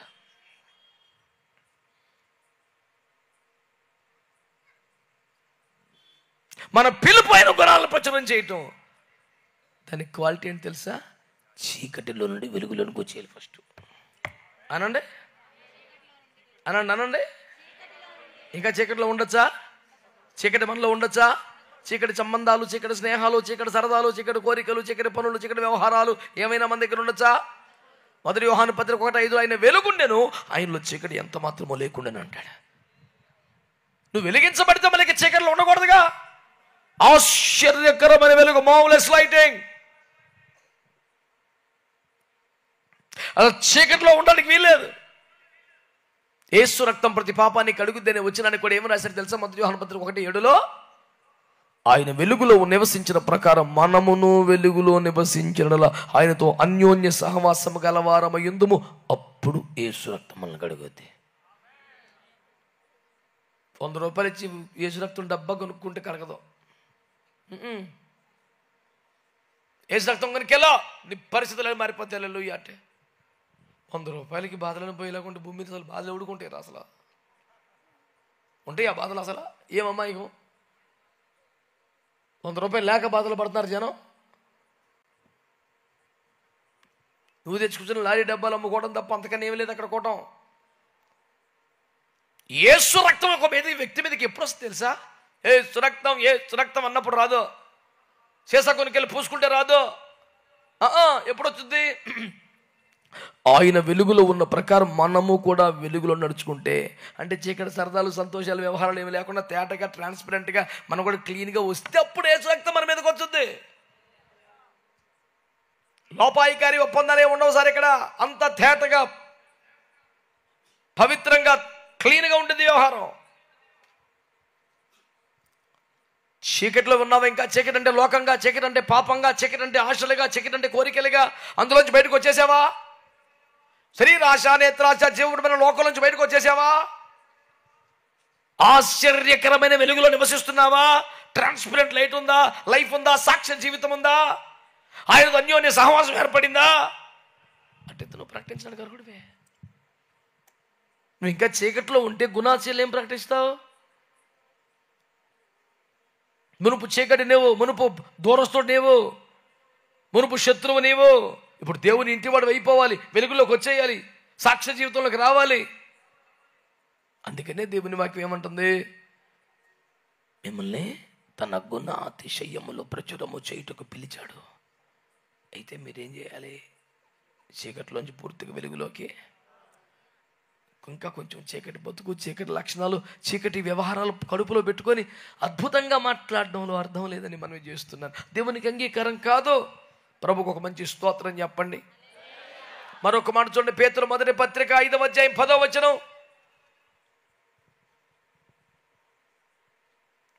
తన నిత్య మహిమకు క్రీస్తునందు మిమ్మల్ని పిలిచిన సర్వకృపానిధియగు దేవుడు కొంచెము కాలము మీరు శ్రమపడిన పిమ్మట తానే మిమ్మల్ని పరిపూర్ణులుగా చేసి స్థిరపరిచి బలపరుచును. దేవునికి ఒక మంచి స్తోత్రం చెప్తారా? తన నిత్య మహిమకు పిలిచిన దేవుడు అనండి. రొట్టె చేపలకు పిలవలా, స్వస్థతలకు పిలవలా, లోకలకు పిలవలా, తన నిత్య మహిమకు పిలిచాడంట. ఆయన శాశ్వత మహిమకు పిలిచాడు, నిత్య మహిమకు పిలిచాడు. మరి ఆ మహిమకు మనం అర్హులం అవ్వాలంటే ఏం చేయాలంట? కొంచెము కాలము శ్రమలు పెట్టబడి దాంట్లో పరిపూర్ణత చేస్తే దానికి అర్హులం అవుతామంట. అంటే శ్రమలు అనే నిచ్చెన లేకుండా మహిమ అనే గమ్యానికి చేరటం అసాధ్యం. హెబ్రీ పత్రిక 2లో మరి విపరీతంగా రాశాడు. పరిశుద్ధ పరచువానికి, పరిశుద్ధ పరచబడువానికి ఒకటే సిస్టమ్ అని చెప్పి మన రక్షకుడుగా యేసుక్రీస్తును కూడా శ్రమల ద్వారానే పరిపూర్ణుడు చేశాడు. మీకు అదే రూట్ అని చెప్పాడు. పేతురు మొదటి పత్రిక 1:5లో 6-7 వచనాలలో నశించిపోయే సువర్ణం ఎలాగైతే అగ్ని పరీక్ష శుద్ధిపరచబడద్దో మీరు కూడా శ్రమలలోనే శుద్ధిపరచబడతారన్నాడు. అపోస్తుల కార్యం 24లో మాట్లాడుతూ ఏమన్నాడు? మనం అనేక శ్రమలు అనుభవించి దేవుని రాజ్యములో ప్రవేశించాలి అన్నాడు.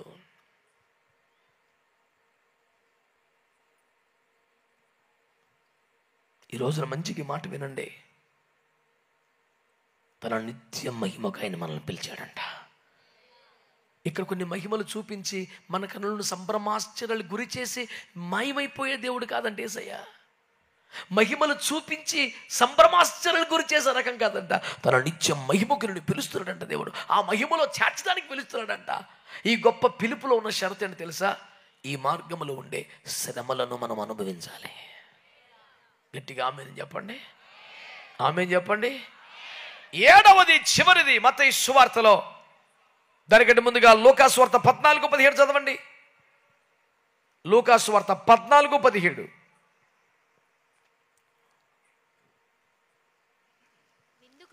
అతడు ఇప్పుడు విందు సిద్ధమై ఉంది రండని పిలువబడిన వారితో చెప్పుటకు సేవకులను పంపించాడు. మత్తయి సువార్త 22వ అధ్యాయం 11 నుంచి 13 చదవండి.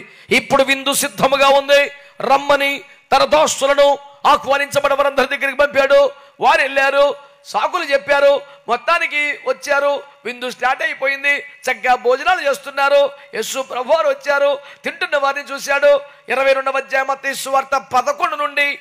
రాజు కూర్చున్న వారిని చూడ లోపలికి వచ్చి అక్కడ పెండ్లి వస్త్రము ధరించుకొనని ఒకరిని చూచి, స్నేహితుడా. ఏంటమ్మా పెండ్లి వస్త్రం ధరించుకొనని?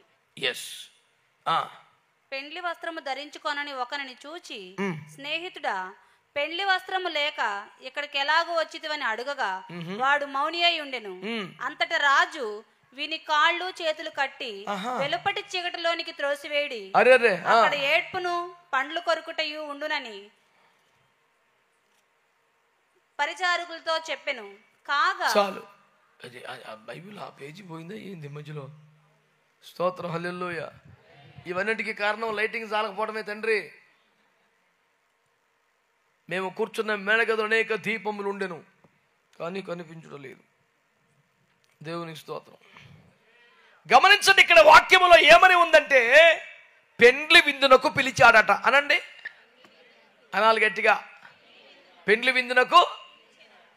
తీరా కొంతమంది ఆటంకాలు చెప్పారు, ఏవి చెప్పారు, మొత్తం కొందరు వచ్చారు, కూర్చున్నాడు ఒకడు మంచి దర్జాగా, దేవుని కృపలో బలంగా వాడబడుతున్నాడు.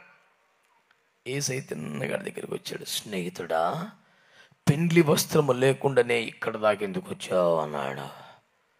ఆడైతేదో మాట్లాడుతున్నాడు. మనమైతే ఏమంటాం, భోజనం చేసినప్పుడు ఏమన్నా మాకు తర్వాత మాడదాం, ఇక పప్పులు ఉడక అయిపోయింది, ఆ కృపంతా తన్నులు కొద్ది ఇచ్చాడు, వేస్ట్ చేసాడు. అరే అన్ని కాళ్ళు చేతులు కట్టి వెలుపటి చీకట్లో పడేయండి. అక్కడ చికెను, మటను, ఏడుపును, పండ్లు కొరుకుంటాయి. సోదరం చెప్పరే, ఇక్కడ మాత్రమే పంటికి పని ఉండదు, అక్కడ ఇంకెక్కువ పని ఉంటుంది. పళ్ళు కొరికితేమే పని అంట. ఇక్కడ కొరికిన కాడికి చాలి, కాడు కొరుకు. సోదరం చెప్పండి గట్టిగా. ఎందుకని వాడికి ఏమీ లేదు, అంట్లా వాడికి ఏమీ లేదు. దేనికి పిలువబడ్డాడు? ఇప్పుడు చెప్పండి, పెండ్లి విందునకు పిలువబడితే ఏముండాలి చెప్పండి. వరుసగా 7 చెప్పాను మీకు, ఇప్పుడు 1 ఊరుకోండి అమ్మా. నిత్య జీవానికి పిలువబడితే ఏం కావాలి? అది ఆన్సర్. ముందు పరిపూర్ణత అంటే కుదురుద్ది. రెండవది, నీ దాహము తీర్చుకోవడానికి పిలువబడితే పాపం అనే కడవను విడిచిపెట్టాలి. 3, విశ్రాంతి పొందుటకు పిలువబడితే ఆయన కాడి మోయాలి. 4, ఆశీర్వాదమునకు పిలువబడితే దీవించాలి. 5, ఆయన గుణాతిశయములను ప్రచురము చేయటకు పిలువబడితే చీకటి నుంచి బయటకు వచ్చేయాలి. 6, నిత్య మహిమకు పిలువబడితే శ్రమలలో నడవాలి. 7వది, పెళ్లి విందుకు పిలువబడితే చెప్పండి, వాక్యం ఏమంటుందంటే మీ పిలుపుకు తగినట్టుగా మీరు బ్రతకండి. అయితే మనలో ఎక్కువ శాతం క్రైస్తవులు ఎలా జరుగుతుందంటే, ప్రభువా నిత్య మహిమకు పిలిచిన దేవానికి స్తోత్రం, విశ్రాంతి స్థాన్ని పిలిచిన దేవానికి స్తోత్రం, దాహం తీరుస్తానని చెప్పిన దేవానికి స్తోత్రం. ఇది సకమే సత్యం, ఆ స్తోత్రం వ్యర్థం. నా మాట నీకు అర్థం అవుతుందో లేదో. పిలిచాడు కరెక్టే, ఆ పిలుపుకు తగిన వ్యవహారం ఏంటి? నిత్య జీవానికి పిలిచాడు కనుక నువ్వు పరిపూర్ణతను సాధన చేస్తూ ఉండాలి. దాహం తీరుస్తానని వాగ్దానం చేసి పిలిచాడు కనుక నువ్వు పాపపు కడవను విడిచిపెట్టాలి. విశ్రాంతి కొరకు పిలిచాడు కనుక అని కాడి మోయాలి. ఆశీర్వాదానికి పిలిచాడు కనుక నువ్వేం చేయాలి? ప్రజలను దీవించడానికి ఇష్టపడాలి. గుణాతిశయాలు ప్రచారం చేయడానికి పిలిచాడు కనుక చీకటిలోంచి సంపూర్ణంగా వెలుగులోకి వచ్చేయాలి. నిత్యం మహిమకు పిలిచాడు కనుక శ్రమలలో భక్తిని పరిపూర్ణం చేసుకోవాలి. పెండ్లి విందుకు పిలిచాడు కనుక పెండ్లి వస్త్రం ఏంటా? పెండ్లి వస్త్రం పురాటన 19:8 ధరించుకున్నట్టు ఒక ప్రకాశములను నిర్మలమైన సన్నపు నార బట్టలు ఇయ్యబడ్డాయి, అవి పరిశుద్ధుల నీతి క్రియలు. ఆచారాలు కాదు, సాంప్రదాయాలు కాదు. యేసులో నిత్యం నీకు పండగ అంటే నీకు అదొక పండుగ, ఇదిగో అంటే చివరికి సమాధులు కూడా ఒక పండగే. అసలు నీ బతికే పండగ కావాలంటే నీకేం తిప్పలేదే ఏంటండి? అమాయకమైన వ్యవహారం. ఇంకా సండే స్కూల్ వ్యవహారం చేయబాకండి. సీజన్కో భక్తి చేయటువంటి సండే స్కూల్ పిల్లలాగా.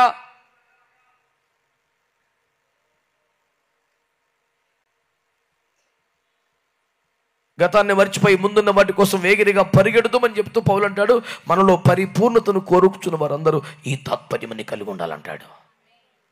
ఇంకా సండే స్కూల్ పిల్లల వ్యవహారం కాదు. పిలుపుకు తగినట్టుగా బతుకుదాం. పెండ్లి విందులకు పిలువబడ్డాం, పెండ్లి వస్త్రం ఎట్లా వెళ్తాం?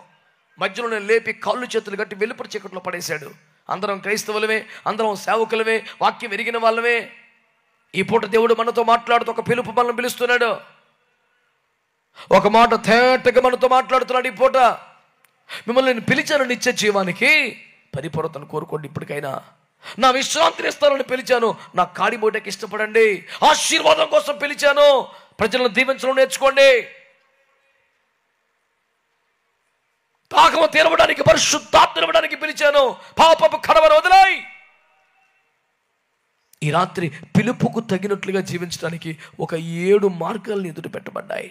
అంగీకరిస్తావా? ఇన్నేంట్లో మన క్రైస్తవ జీవితంలో ఎక్కడ మిస్ అయ్యామో, ఏది వదులుకున్నామో తేటగా వాక్యం అనే అర్థంలో కనబడుతోంది కనుక ఎస్ ఇక్కడ పొరపాటు ఇది వదిలేస్తాను ఓ తీర్మానానికి రాగలిగితే నేను అంగీకరించి ఆస్వాదించేదానికి దేవుడు సిద్ధంగా ఉన్నాడు. అంగీకరిద్దామా? తీర్మానం చేద్దామా? ప్రార్థన చేద్దామా? తలలు ఉంచి కళ్ళు మూసుకోండి. దేవుడి వాక్యం ద్వారా మనల్ని సంధించి తన ఆత్మ కార్యమును జరిగించునుగాక. ప్రార్థన చేసుకుందాం.